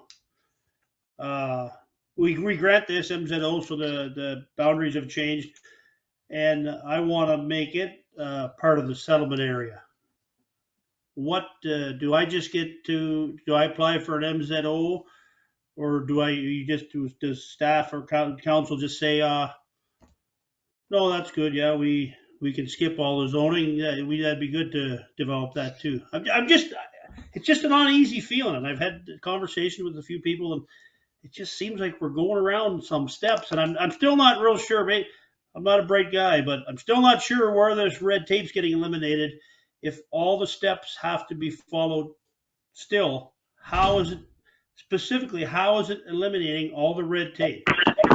And I'm the first one on here that wants to eliminate all these rules and just get at it. But I'm just worried it's not what it says it is. And I'm not saying Flato, they've done what they said in the past and everything. That's 100%. I'm just hesitant on this. And I'm still not sure that I got the answer how the red tape is being eliminated. So, and Dave? Dave, you want to try again? Well, the red tape's being eliminated by a process not having to be gone through. We decided we had a version of a public meeting to let the community know what's going on. We've had 3 cracks at this with the council, and I think we've had a lot of due diligence with the province, and basically we are going through the process of zoning this land with the blessing of the Minister of Municipal Affairs and Housing to get on with the other items that are required, such are in this development agreement in relation to establishing the flexible zoning that we require and all the other issues. Sorry, Ben. bent over and my headset fell off. But anyway, and I didn't get it put back on right.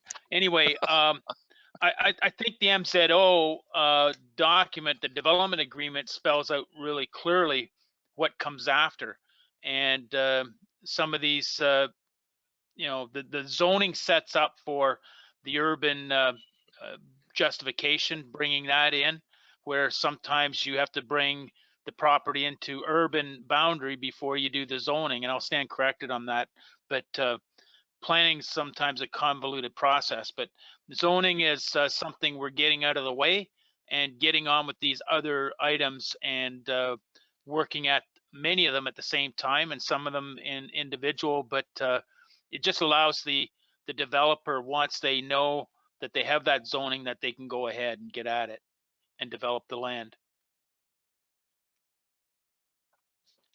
Okay, Did thank you you, have Dave. anything you want to add, Clint? I'll get Not you in at a this second time. there, Martin. No, okay, Martin, go ahead. I think I said this at the last meeting. I've been against a lot of the zoning orders that have been happening down south, and that does seem a lot of arbitrary looking after or taking things that, you know, were zoned wetlands for 20 years, allowing developers to run it over. I said last meeting, this is a very conciliatory agreement between the township and the developer, and he has to go through all these processes. So we're looking at 20 years down the road, and if he's willing to keep talking with us, he just wants the zoning to get done so he can start. We still have control. Am I wrong in saying that, Dave? I think we still have control on what he has to do, because he is coming into our community. Yeah, and so we still have the power. It is just a zoning issue, and a very conciliatory one. And I can agree with that. And I have no problem. When it comes to, I tend to think too much sometimes. When we're looking at a bypass on the south end, and we're looking at another Point of privilege. Highway Martin, hold on for a 10 second. from Martin, the other Martin, hold on. Martin, north hold on. development. Martin, stop for a second. Go ahead, Councillor DeBreen. Yep, The no worries. audio for Councillor Shipton is breaking up, and I can't understand him. I'm wondering if he turned off his video, if his audio would improve. Okay, do you want to try that, Martin? There you go. Can you hear me? Can you hear me better? Yeah, that's much better. Thank you. Go ahead, Martin. Okay. I guess one of my boys was playing a game on the computer or something. So anyway, my one comment, and only a comment, we're looking at a bypass south of Main Street, downtown core, and we're looking at a new one in the northern development. The only way that we can develop downtown in 20 years is to keep that away from the trucks, which this development is doing, because you're not going to get Giant Tiger, anything like that downtown Dundalk. We're looking at small boutiques, the coffee shops that are there, and that's where people are going to go from the subdivisions into town. So we need, you know, this plan is far-reaching, and it goes into the next reports for the CAP and the community improvement plan. So that's my comments. Okay. I think we're looking at two different reports here at one point. So I'm okay with the draft as long as we have some power when it's done, and it is only a zoning issue thing. So very good. Thank you, Martin. Clinton, did you want to add something in there? Or are you good? Um, Okay, that's good. yeah, I lost what I was going to say. Okay, that's good. All right, any further discussion from council? Questions? Not seeing any, I'll call the question. Madam Clerk, were you just about to wave your arm there or something? Nope. Okay, I'll call the question. Is anyone opposed to this this agreement, this motion? Okay, Michael's opposed, so I'll ask the clerk to take the poll, please. Thank you, Deputy Mayor Milne. So recorded vote for staff report CAO 2022-004, the Flato Developments Ministry Zoning Development Agreement Report. Mayor Woodbury is absent. Deputy Mayor Milne? Yay. Councillor Dobreen? In favor? Councillor Frew? Yes. Councillor Rice? No.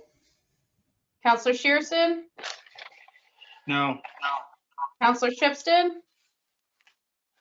Yes. By a vote of 4 to 2, that has carried. Thank you, Madam Clerk. Moving on to bylaw for the development agreement with Flato regarding the MZO. That is moved by Councillor Frew, seconded by Councillor Shipston. Any discussion regarding the bylaw? Not seeing any discussion, I'll ask the clerk to take the poll on the bylaw. Sure, thank you, Deputy Mayor Milne. Recorded vote called for bylaw 2022-020, the Flato Developments MZO Development Agreement. Councillor Shipston? Yes. Mayor Woodbury absent. Councillor Rice? No. Deputy Mayor Milne? Yay. Councillor Dobreen? In favor? Councillor Frew? Yes. Councillor Shearson? No. By a vote of 4 to 2, that has carried. Thank you very much, Madam Clerk. Moving on to the CAO's final report regarding the Community Action Plan report from 2021 and this year's projected plan. That is moved by Councillor Shearson, seconded by Councillor Rice. Dave, do you have anything to add to that report? You are muted again, sir. That is now, what, 20 times tonight? Okay, only 15. No comment. All No right. comment. Anyway, thank you. I wish I had was able to afford the amount of time I put into the MZO report should have been put into this one, but somehow the wrong resolutions got in here, and I'm not blaming it on the clerk, but this should say draft 2021, and the last date should be 2022 community action plan projects. Okay. And the rest of the report is correct. It's just likely the version I sent wasn't correct.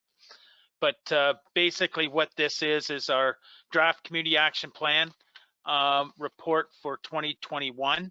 And then it also states some of the actions we're going to go at in 2022 to advance the community action plan. And we'll be discussing that more with my CAO report or my CAO review and with some of the other goals from last year and the goals that we're proposing for 2022 to finish off my tenure with the township. All right then. Any questions or discussion? Councillor Dobreen. Thank you, through you. So the resolution that is before us says that we're approving the action plan report, but in your response to my email, you said that this is a draft and that it won't go out until you consider and incorporate as appropriate council comments. Yep, correct. So will we see this again before it actually goes out through the airwaves? Absolutely. Whether that's at the next meeting, Kayla and I are working on reports to be included with it being the goals, the review of goals from last year, the CAO goals, and the review or presentation of CAO 2022 projected goals that we're going to be working on through all departments. So through So- you to the chair, sorry, go ahead. My apologies. Yeah, so with the changes I have verbalized here, I'm sure Lindsay's putting that in the agenda package, or she'll make those changes. But before you would be that a draft 2021 community action plan report, and then that we show the progress we've made and the 2022 community action plan project to advance and achieve for the next 12 months. So maybe what So- I'll ask is the clerk could put the actual motion up on the screen Yep. here so that we all know exactly what we're being asked to consider. Would that be fair, Barb? Yes, that would be great. And then I will add a comment if necessary. Maybe Lindsay's already figured it out. Sure. Lindsay, I- could you? Yeah, I'm going to share my screen. I'm not sure if I exactly have it how Dave has it, so I can amend as needed. Well, I can understand if you haven't got it typed exactly how he said it, because I don't know what he said. So be it resolved that council receives staff report CIO 2022-005 as information, and that council approve the draft Yes. 2021 community action plan annual report as reporting out to the community on the progress made last year and the 2021 CAP projects to be advanced and or achieved in the next 12 months. 2022. Okay. Yep, that's it. That captures it? Okay. Barb, Captures it. first, did you have something to add now or no? So I'm not comfortable approving the draft. I am totally comfortable receiving the draft for information as the first clause states. But should it not read that council provide comments regarding the 2021 onward, and that for consideration to consider approval at a future meeting? And I would like to make that amendment, just to be clear that this is going to come back for anyone listening, for the press who may be reporting this out, that this is not final by any stretch, as Dave has confirmed. Right. Okay. And I've already received comments. So anyway, that's fine. Drive on. Okay. So we got a motion to amend the motion. Is someone seconding that? I need a seconder for the motion to amend. Martin is seconding it. Thank you, Martin. Any further discussion on the amendment? Barb, can you just, or Councillor DeBreen, pardon me, could you just, did you want Yeah. it, and that council, sorry, just say that again?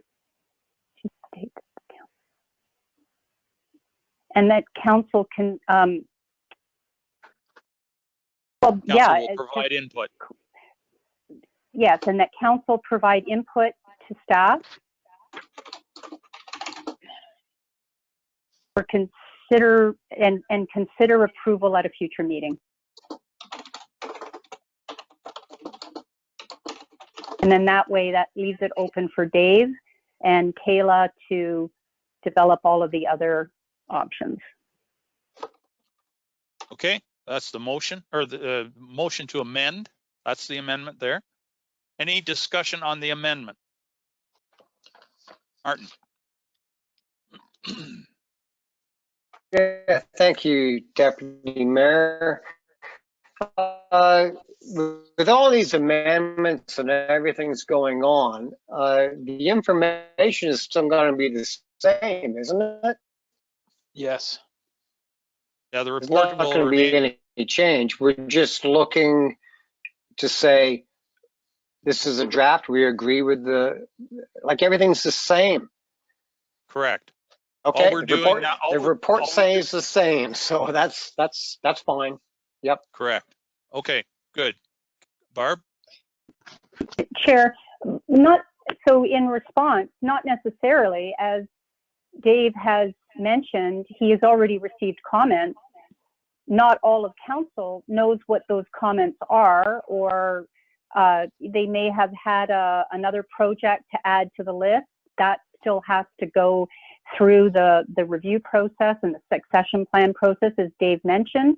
And I think it only fair that this come back, that it's clear that the final report that's going to get reported out to the public be updated to, what Dave believes is appropriate and reasonable, and that we approve it at a future date. That is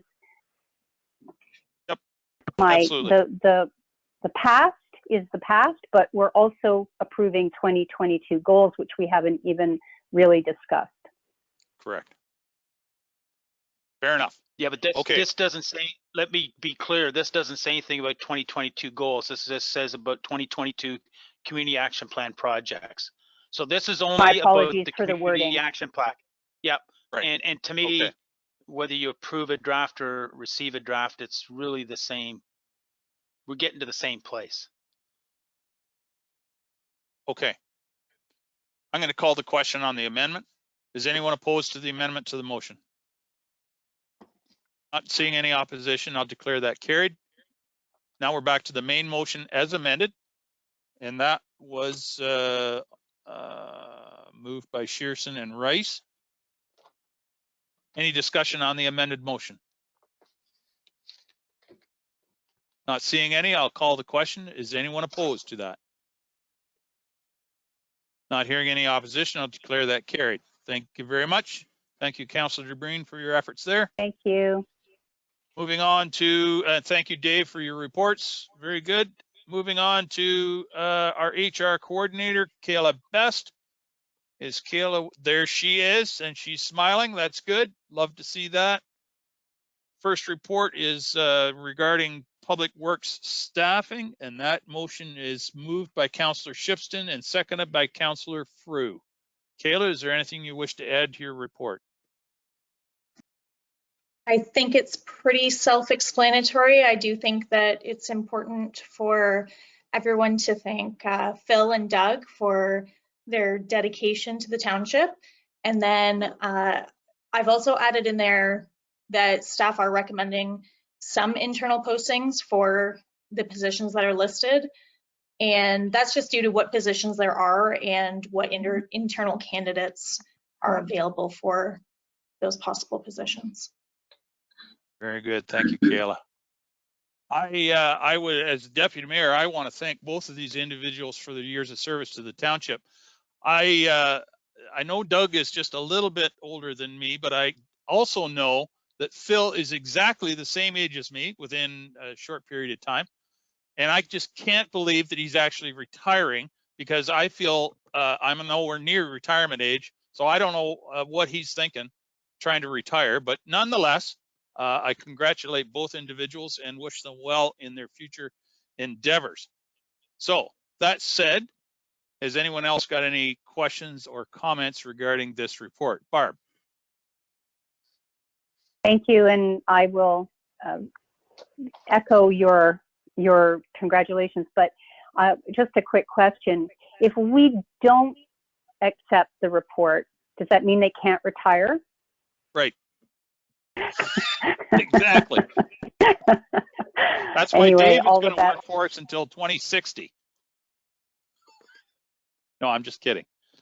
Okay, Michael. Good evening. Yeah, I understand that we have internal candidates that we think that could get the position, but we don't know who's moved into the community that is looking for a job here versus doing the job in the city. So to be open and transparent with all the new residents and people moving in the area, I don't know why we're still not doing this internal and external at the same time, just to give everybody, I mean, Terry Murphy, that's the reason we have her in the position we got, is because we had an external posting.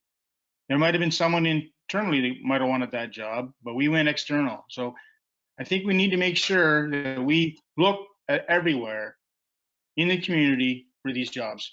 Not saying anything against anybody that we got there. I know we have a bunch of fine guys out there and gals working for us, but I think we do need just to make sure that we're looking everywhere in the community and giving them an opportunity for the time it takes. It keeps Kayla employed there, looking for. Hey, I see a smile on her face. Yeah. Any other comments? Oh, Kayla, would you like to respond to that? Maybe? Yeah, if I may, I Absolutely. do appreciate that. Absolutely. Staff do look, and we only recommend this when we feel that there is advantages to hiring internally, which is some of what's listed in the report. And especially for these positions, it really is an upper hand to have somebody that knows the operations already and coming into it that way. Another point that I made in that report is just, it is hard to get seasonal people sometimes, or contract people. So this is sometimes an incentive for those people to apply for those shorter term employment opportunities in order to, kind of get a foot in the door and maybe have a bit of an advantage when other job postings come up for full time. Okay, Mike, for now. Just a Go ahead. follow up. Yep, absolutely. Understandable, but a lot of times, if you don't bring someone new in, sometimes, change is good. Someone has seen something elsewhere that, could improve our township versus hinder our township. I mean, they do things differently in different departments, in different townships. So I'm just saying, it's just, if we want to make sure that we're getting the best of the best, we need to make sure that we're looking, not just staying within. Sometimes you got to go outside. So Mike, what I would suggest, if you're passionate about that, I would suggest an amendment to the motion, if you're so inclined. Or if you want to think about it for a minute, we can go on to some more comments and come back. Okay. Dave. Yeah, I just want to make sure everybody knows that we are following policy. If a department head feels and identifies someone that they believe, not someone, but maybe it could be 2 or 3 people that they believe could fill that job, we've always tried to give them first preference. As far as how we manage the organization, I think we create a culture that has the leadership and the change that needs to take place in departments and critical thinking people. So again, if they don't believe there's somebody there, like in some of these positions, we will be going outside. But we've always tried to create a growth curve for people, and that's how you get people to stay in an organization. If you can do that and you have a critical enough mass of employees in a department to create that, let's call it competition or let's call it opportunity, but it's oftentimes more successful to recruit from within because of what you know about the individuals, because you can never find out as much as you know about your own employees in an interview process. Okay, thank you, Dave. Jason, you had a comment? Yeah, I'm just gonna echo what Mike said. I think any of these positions should be externally, internally at the same time. Nothing against, as Mike said, any of the staff, but we don't know who's out there. And I can appreciate what Dave just said. You want to build up your people and that, but if there's somebody better, we want the best, I guess. And then maybe we do have the best right there, but I think it should be internally and externally, every position we deal with. Just a comment. Okay. Any other questions, discussion? Okay, not seeing any. I'll call a question. Is anyone opposed to this report? Not seeing any opposition. Privilege. Go ahead, Barb. Did I not have a mover and seconder? I'm not sure. Is the 2 counselors that have expressed concern, are they entertaining a motion, an amendment, or we're just going to vote? I haven't heard Okay, one, and I give them the opportunity to do that. Mike, go ahead. Yeah, you said you're going to come back to me, but Oh, I'm just sorry, I kind of- apologize. Okay, I'm just waiting for some more comments from other people. So I would make an amendment that we do this internal and externally at the same time. yeah, I'm just looking at the motion here. Oh, Madam Clerk's already got it on the board for me. Here's our motion, all jobs as indicated, it's both internal and external possessions. Does that catch your motion, Mike? Yes. Okay, do we have a seconder? Jason, thank you. Yeah, I will. Discussion on, okay, thank you, Jason. Discussion on the amendment. Barb? Just a clarification through you to the clerk, is it positions or postings? Or Sorry, yeah, it should be advertisements or? Sorry, no, it should be postings. Okay, Thank you. any other discussion regarding the amendment? Okay, I'll call the question. Is anyone opposed to the amendment? Not seeing any, I'll declare that carried and that is passed. So now we're back to the original motion as amended.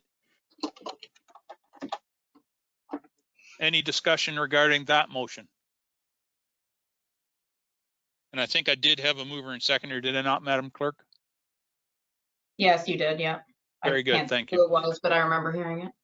Good, okay. Any discussion? Not seeing any, I'll call the question. Is anyone opposed to the motion as amended? Not seeing any opposition, I'll declare that carried.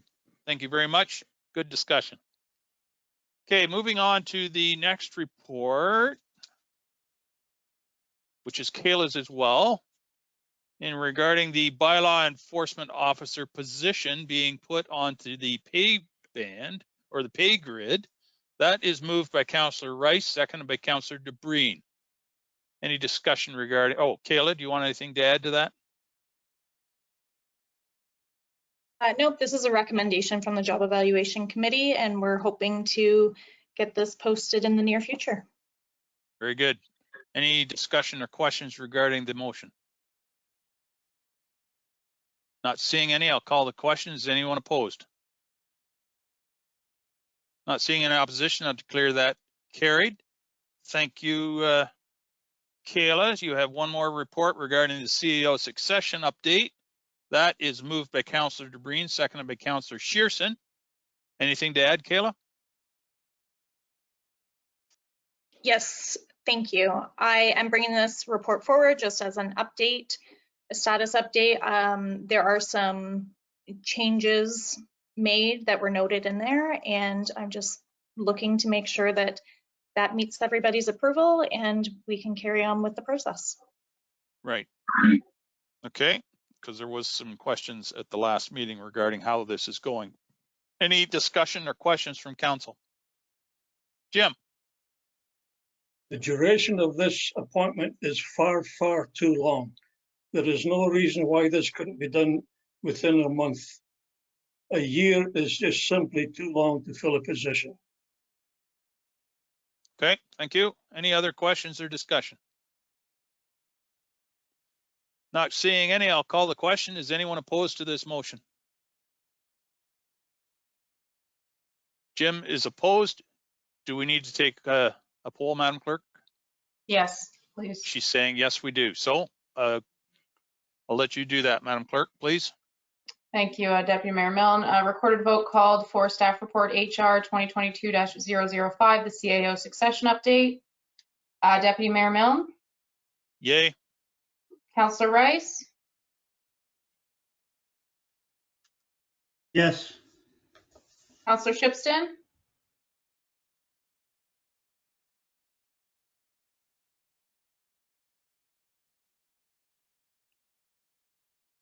My apologies. Yes. Councillor Dobreen, In favor? Councillor Shearson, Yes. Councillor Frew, Nope. Mayor Woodbury is absent by a vote of 5-1. That has carried. Excellent. Thank you so much, everyone. Thank you, Kayla, for your reports and your time this evening. Moving on to How's everybody doing with their time? It's 8:15. Do we need another break or go a little bit longer now? Clerk says we need a break. Is that what you were saying, Oh, Madam Clerk? Or I meant keep going. Keep going. Keep going. All right. All right. Well, we'll keep going. I know Clint. I know Clint usually is very long-winded on his reports, so that's why I thought maybe we might need a break. But nonetheless, we shall forge ahead. So, welcome, Clinton, again. And first report is regarding the Flato Glenelg part lot control bylaw. That is moved by Councillor Frew, seconded by Councillor Shipston. Anything to add, Clinton? Not a whole lot. This is a fairly standard process when dealing with semis and townhomes to further divide the units to then be sold. These units are actively being built, and the subdivision or the foundations have been poured, and so this is sort of the next step to get them sold and into people's hands. Very good. Any questions or discussion regarding the bylaw? Not seeing any. Madam Clerk, I'll let you take the poll. I think we're just at the report stage right now. It Unless says bylaw on it. it's part lot control bylaw. All right. All right. I'll agree with you. Just this once, though. Yeah. All right. Anyone opposed to this motion? Not seeing any opposition, I'll declare that carried. Thank you very much. Now we'll move on to the bylaw, as the clerk calls it. This is moved by Councillor Rice, seconded by Councillor DeBreen. Any further discussion or questions regarding the bylaw? Not seeing any, I'll allow you to take the poll. Madam Clerk, please. Thank you, Deputy Mayor Milne. Recorded vote called for bylaw 2022-024, part lot control for Glenelg Phase 1. Councillor DeBreen, In favor? Councillor Shearson, Yes. Councillor Frew, Yes. Deputy Mayor Milne, Yay. Mayor Woodbury is absent. Councillor Rice, Yes. Councillor Shipston, Yes. by a vote of 6-0, that's carried. Very good. Thank you, Madam Clerk. Moving on to the report regarding the White Rose Phase 3 zoning. This is moved by Councillor Shearson, seconded by Councillor Frew. Clinton, anything to add? It's been a little while since you've seen this development. The draft plan was approved last year, and they've been working away at it, and we're now bringing the zoning forward. A couple important, I guess, inclusions in the zoning are the holding symbol, obviously, pending the entering into a subdivision agreement, and also pending the allocation of wastewater units to the subdivision. Without either of those, nothing can be built on the property. There is another inclusion in there, and this is specifically to address some of the concerns that came out of the public meeting. And that's, I added a maximum driveway width to be 50% of the front yard, so as to allow for snow storage on the remaining half of the lot, for all the lots in the subdivision. That way you allow both for infiltration, snow storage, and whatnot, because that was a concern that came out of the public meeting, and that's how we're addressing it in this case. Very good. Thank you, Clinton. I don't think I mentioned a mover and seconder on this, did I? Anyway, it's moved by Councillor Shearson, seconded by Councillor Frew. Any further discussion on the report? Not seeing any, I'll call the question. Is anyone opposed to this? Not seeing any opposition, I'll declare that carried. Moving on to the bylaw. It is moved by Councillor Frew and seconded by Councillor DeBreen. Any discussion on the bylaw? Not seeing any questions or discussion, I'll ask the clerk to take the poll, please. Thank you, Deputy Mayor Milne. Recorded vote for bylaw 2022-026, zoning bylaw amendment CC 27-18, White Rose. Councillor Rice, Yes. Councillor Shipston, Yes. Mayor Woodbury is absent. Councillor Shearson, Yes. Deputy Mayor Milne, Yay. Councillor Dobreen, In favor? Councillor Frew. Yes. By a vote of 6-0, that's carried. Thank you, Madam Clerk. Moving on to planning report regarding Manasseh Bowman and his site plan agreement. This is moved by Councillor Shearson, seconded by Councillor Rice. Anything to add, Clinton? No. Any questions or discussions regarding the report or the lengthy report from Clinton tonight? Not seeing any, I'll call the question. Is anyone opposed to this? Not seeing any opposition, I'll declare that carried. Moving on to the bylaw regarding the site plan agreement. This is moved by Councillor Shipston, seconded by Councillor Frew. Questions or discussion? Not seeing any. Madam Clerk, would you take the poll, please? Yes, thank you, Deputy Mayor. Recorded vote for bylaw 2022-025, site plan agreement for Manasseh Bowman. Councillor Dobreen, In favor? Deputy Mayor Milne, Yay. Mayor Woodbury is absent. Councillor Shearson, Yes. Councillor Frew, Yes. Councillor Shipston, Yes. Councillor Rice. Yes. By a vote of 6-0, that's carried. Thank you, Madam Clerk. Moving on, the three tax extension agreements have been deferred until after the closed meeting session of the meeting. That was amended at the start of the meeting. So now we'll move on to the notice of motion, which is being proposed by Councillor Dobreen. And I need a seconder for that notice of motion. Someone give me a second, please.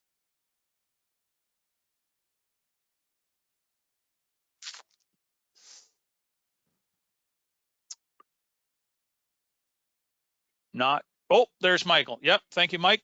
Thank you. So over to you, Councillor Dobreen. Do you want to speak to your notice of motion? Did anybody want me to read it, or is it, or you want to put it on the screen? Maybe I should read it. Whereas the Township of Southgate has an Employee and Family Assistance Program, EAP, that provides health and wellness support, including counseling services to its full-time employees. And whereas the Council of the County of Grey has supported adding county councillors to its EA program, and whereas the current cost to add Southgate council members to the EAP would be $3.60 per month, or $43.20 per year currently per council member. And whereas the mayor and deputy mayor have the option to join the county EAP program, therefore be it resolved that council directs staff to make arrangements for 5 members of council to join the EAP program. I only wish to add to that, my comments is that, I apologize that this wasn't brought forward during the budget deliberations, but I believe that it's worthy of consideration.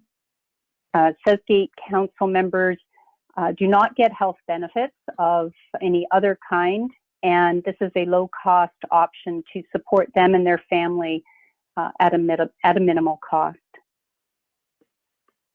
Total cost per year for 5 members currently would be about $216 per year, based on the last estimate. Very good. Thank you, Barb. And just a point, I believe at the county level, we actually don't have the option. Either everybody's in or everybody's out. So the county decided everybody's in. Now, awesome. Thank you. And I presume that's the same here, is it, Madam Clerk? We can't put 3 in and 2 out. We have to have everybody in. I believe so. Kayla jumped on there. That's more Kayla's ballgame, I believe, though. Sorry, Kayla, I didn't know you were still with us. That's great. What's your response there? Yes, that's right. So we would base it on 5 council members. It would, because it's anonymous, we can't really say who's in and who's out. Right, exactly. Okay, any questions or discussion from council regarding this this motion? Mike? I'm just kind of curious, so if we go with this, we could also, because budget is already done, we could pay the $40 ourselves a month. Like it could come off our reimbursement, right? Versus actually adding tax dollars on top. Like we could pay for it ourselves to be in the plan is what I'm saying. Kayla or Lindsay? I was actually going to see if Liam was there. Oh, there he is. There's. Kayla's there though. She might. Oh, okay. Probably. I didn't. No, Liam's there too. I can't say I've specifically looked into that, but I believe I can't see a reason why you wouldn't be able to fund it yourself. Like it would still be through us, but we would do it as a deduction. Right. So you'd still have to enroll 5 counselors, but if individual counselors wanted to fund it themselves, that's entirely up to them, I would think. Liam, do you have any comment on that? I think individual councils could fund it, though I would hesitate giving them the choice of some funding and some not funding, because it's supposed to be anonymous. So I think it's like all in or all out, and either everybody doesn't pay or everybody pays. I don't think it's right to say some pay and some don't. Okay, fair enough. Any further discussion? Jason? So is it actually health benefits or what is it when it says family assistant? I'm not 100% sure there, Barb. Is that, I guess that's to you? Barb, yeah. I can certainly explain it. Kayla might be able to do a better job, but the Employee Assistance Program is an opportunity that if you or your family member is needing some counseling or I mean, there's more than just counseling. If you're going through a difficult time, it doesn't have to be related to counsel. If you're having difficulty dealing with, attacks in social media, I mean, there's all kinds of examples. Kayla, you probably have a better canned explanation about what it is, but it offers counseling services basically for employees and their families. If you have a teenager struggling with, I'm just trying to think of an example because I don't have a teenager. Let's say somebody's having an eating disorder, or someone is just struggling under normal circumstances. I mean, we've all gone through COVID. We're exposed to various other situations. Does that capture it, Kayla? Yes. And it's anonymous, so. Yes. So it is counseling services. There's also like guided self-help on there and online resources. And it's anywhere from financial management, nutrition, mental health, family counseling. It's really a wide range of things. I knew you would do a better job. Okay, Jason, or you have another? Yeah, no, I just wasn't sure. Yeah, I know it's not much money, but I wouldn't want to be a part of it. But it's not much money. But I would have liked it in there before the budget, maybe too, just to be transparent. So okay, see how it goes. Martin, did you have something you wanted to add there?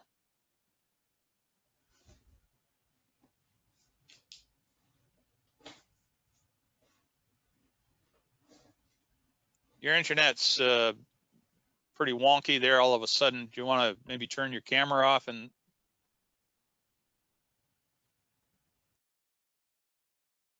I think he's still muted. Oh, maybe. Are you muted, Martin? I saw him reach up there just before his camera went off. Maybe Mr. Shipson has left the building. He might have to call in because it's been having issues the whole time. Yeah, Did we lose him? not sure. Can you hear me now? Oh, there you are. Very good. Welcome back. All right, go ahead, Martin. Yeah. The wind out here is pretty bad. I have no problem with this. If it has to be 5 councillors, I will never use it. The only thing that I looked at when I saw this, Barb putting it in, being a devil's advocate, like 50 bucks a year per council member, and we have 50 employees in Southgate. How many times does this get used? We talked previously in the council meeting about red tape and all the things out there. Like, we have so many avenues we can go free of charge because of public health. If it has to be every 5, go for it. But I know I'm never going to use it. So I don't know what else to say. So Okay. thank you. Barb, do you want to respond to that? Thank you, Martin. Thank you. And while we may not use it, this is not just for us. This is for future council members and their families, their children, their spouses. They are all included, and it goes. Maybe there's 5, and this is the cost, and then based on 25 or 100. I don't know what those guidelines are, and it's anonymous, and you never know what your situation's going to present. So that's my argument and my request. And I realized that it didn't come through in the budget process. I was still working on the information. It can certainly be considered by the next term of council, but I think it's worthy of consideration. We don't get benefits, and council members do experience stress, and their families experience stress. Yeah. Thank you, Barb. Liam, and then I'll come back to you, Mike. I think there's a question on how well it's used, though I don't have a number right now. What we cannot get a number of total people using it. But we wouldn't be able to tell you how often they use it or what areas of the township are using it. But we could get that number. We just don't have it right now. Okay, Mike. Well, like for me, I have benefits through my work and my wife has it. So we both already have it. So for me, like adding it through the township, it would be like an extra for me. But in saying that, for a new councillor coming on, if he doesn't have benefits, then it would be something for them. And as I said, maybe it's something that we put in next year's budget. But as I said, for me, I don't know who else has benefits as township employees and councillors out there who has benefits that they hook onto. But for me right now, personally, I don't need it because I have it at work, but that's just me. Right. Okay. Thank you, Mike. Okay. Any other questions, discussion? Jim. I get full coverage from the City of Toronto pension. I don't need any more coverage. Okay. Thank you. Any further discussion? Mr. Chair? Go ahead, madam. Since this isn't about us individually, it's about councils going forward and whether or not a member has coverage. I would, rather than see this fail, I'd rather let the new term of council address it, if that's, because otherwise it would need a 2/3 majority to renew, and it doesn't sound like the current council has an appetite for the EAP program, regardless of them perhaps not being on council next term. So thank you for your consideration and the discussion. I'll withdraw the notice of motion, if that's okay with the seconder. Is the second, who was the seconder now? Martin? Councillor Shearson. Councillor Shearson Shearson. Right. Michael, you okay with that? Yeah, if she wants to take it back, I'll back off. Yep. Okay. Thank you, Barb, for bringing that forward. We'll look forward to that, more discussion. Well, the next council will look forward to that discussion. Okay, moving along, the consent items, regular business. Was there any request to have any of those removed, Madam Clerk? None that I received, no. Okay, thank you very much. And of course, I didn't receive any. So those are all there for your information. Let's see. Moved by Councillor Shipson, seconded by Councillor Rice, that these be received. Any discussion on any questions on any of them? Barb? Just a quick comment. I did suggest this to the Economic Development Officer with regard to, oh, sorry, wrong category. No questions here. Okay. Any other discussion? Not seeing any. I'll call the questions. Anyone opposed to receiving these for information? Not seeing any opposition. I'll declare that carried. Thank you very much. Moving on to 12.2, which is correspondence for information. These are items that are received by the township. This is moved by Councillor Frew, seconded by Councillor DeBreen. Were any of them requested to be removed, Madam Clerk? No, they were not. No. None of them were. Any discussion on any of them? Councillor DeBreen. Thank you, Chair Milne. 12.2.10, the focus on geography and the census 2021. I found that it very interesting, and I suggested to the Economic Development Officer that we might need to change our population signs and add a sign that just says "and growing," because we've seen a significant jump in population, and it's nice to see that we're seeing that growth. It was just more of a humorous comment. Well done. Yeah, there's a lot of growth in our neck of the woods, so to speak, for sure. Clinton has work for the foreseeable future, at least till Monday anyway. So moving right along, resolutions for other municipalities. That is moved by Councillor Shearson, seconded by Councillor DeBreen. Those are there for your perusal. Was there a request for any of those to be removed, Madam Clerk? No, there was not. Any questions or discussion on any of those? Not seeing any. I'll call the question. Is anyone opposed to receiving these for information? Not seeing any opposition. I'll declare that carried. Thank you. Chair? Yes, madam. Go ahead. Then can I make a motion to go past 9 just in case? Oh, I really hope we don't have to, but yes, it's probably a prudent to do that. So is there a seconder to go past 9? Michael? Anyone want to debate that?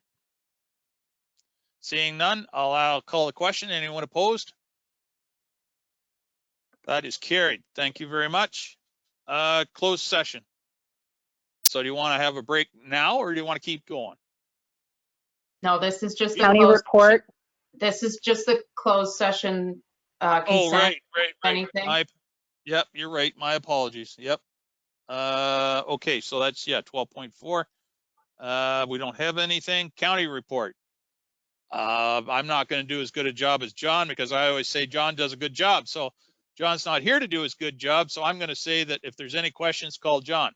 But no, there was nothing particularly outstanding at the county that I can recall off the top of my head, unless anybody has any particular questions. Nope, not seeing any questions. That's good. Members privilege. I'll go around the screen here. James, do you have anything? Nope. Nope. Michael? Nope. Barb? Nope. Martin? Yeah, thanks. Thanks, Brian. When I went to work this morning, I saw on Facebook through the township site, they actually put the ad in for the March 19th Saturday blood donor clinic. So I'm assuming Elaine sent that to Lindsay and everyone. I did put something in on the electronic signs, and everybody from CBS says thank you for the support, for keeping the blood donor clinic going in town. It's, you know, before we had problems filling it. If there's a silver lining to COVID, you have to make appointments, and we're getting full bookings. So you take it as you get it. So there is a silver lining to everything that happens, and we need more donations, obviously. So again, thank you for the township for doing their part. We appreciate it. Thank you, Martin. And of course, blood Yep, donations no are worries. very important. Blood donations are very important to our community. So thank you all that participate. Jason, do you have anything? Nope. Jason has nothing. So that's the end of that. I have nothing to add. Closed meeting.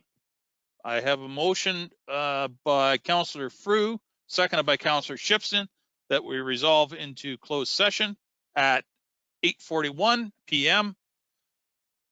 Anyone opposed to doing that? No opposition, so I'll declare that carried. So Lindsay sent out the link for the closed session, so we'll see you over on the other side.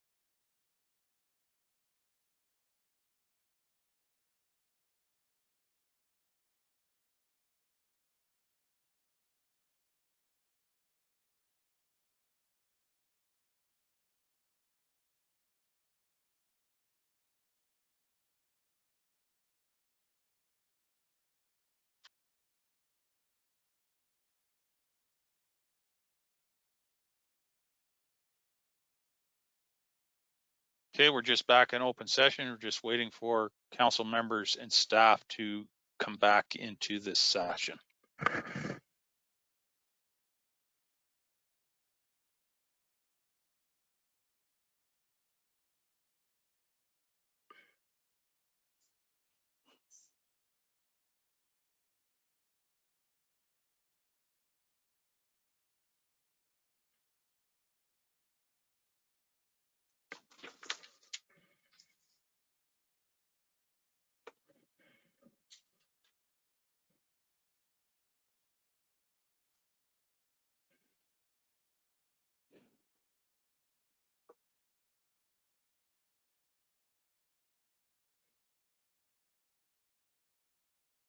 Rain's getting rather heavy.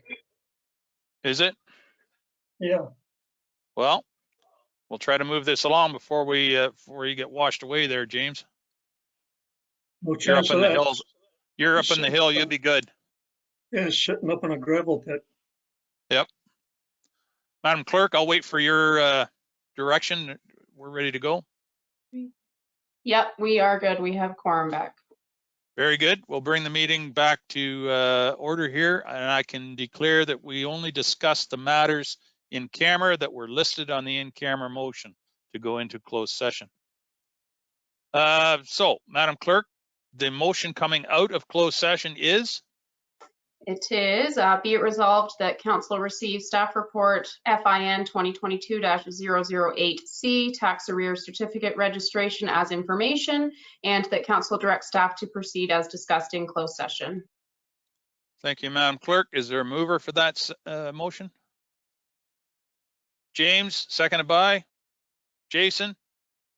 Any discussion? Anyone opposed? Seeing no opposition, I'll declare that carried. Thank you, Madam Clerk. Now we go back to the three bylaw motions that were deferred at the start of the meeting. The first one is point number 10.1, bylaw 2022-021. That is moved by Councillor DeBreen, seconded by Councillor Shearson. Any discussion? Questions? Madam Clerk, not seeing any. I'll let you take the roll, please. Thank you, Deputy Mayor Milne. Recorded vote called for bylaw 2022-021, tax extension agreement. Councillor Dobreen? Opposed. Deputy Mayor Milne? Nay. Councillor Shearson? No. Councillor Frew? No. Councillor Rice? No. Councillor Shipston? No. Mayor Woodbury is absent by a vote of 6-0. That has lost. Thank you very much. As before, we'll go to point 10.2, bylaw 2022-22, moved by Councillor Shipston and seconded by Councillor Rice. Any discussion on that bylaw? Not seeing any. I'll ask the clerk to take the poll, please. Thank you, Deputy Mayor Milne. A recorded vote called for bylaw 2022-022, tax extension agreement. Mayor Woodbury is absent. Deputy Mayor Milne? Nay. Councillor Dobreen? Opposed. Councillor Rice? No. Councillor Shearson? No. Councillor Frew? No. Councillor Shipston?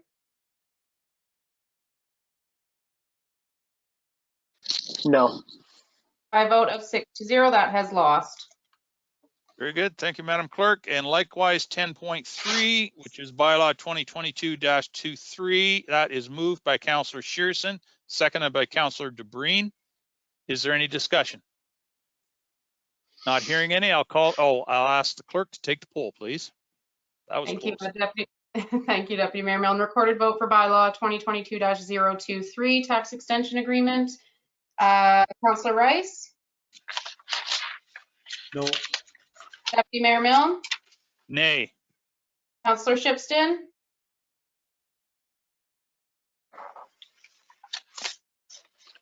Nope. Mayor Woodbury is absent. Councillor Frew? Counselor Dobreen, Opposed? Counselor Shearson. No. By a vote of 6-0, that has lost. Thank you, Madam Clerk. Thank you very much. Now we move back to the end of our agenda, number 16, which is not quite the end. It's a confirming bylaw. That is moved by Councillor Dobreen, seconded by Councillor Rice. Any discussion? Not seeing any. Madam Clerk, I'll ask you to take the poll, please. Thank you, Deputy Mayor Milne. A recorded vote called for the confirming bylaw. Counselor Frew, Yes. Deputy Mayor Milne, Yay. Counselor Rice, Yes. Counselor Shipston, Yes, Counselor thank Dobreen, you. Counselor Dobreen, you kind of cut out there. In favor. Thank you. Counselor Shearson, Yes. and Mayor Woodbury's absent. By a vote of 6-0, that has carried. Excellent. Thank you very much, Madam Clerk. And as we have concluded our agenda, I will declare the meeting adjourned. Oh, that's not fair. That's not Well, fair. that's the only motion I can make, the only motion I can deal with, so I'm going to do that. Thank you, everyone. Good discussion. Thank you, everyone. It's all There you good. go, Barb. 8:59. We Yeah. didn't have to go past 9. An exciting Good job, 3 Madam hours. Clerk. Thank you all. Take care. Sorry, what did Jim say? Take care, buddy. Take care, everyone. God What bless did you you. say, Jimmy? Take care.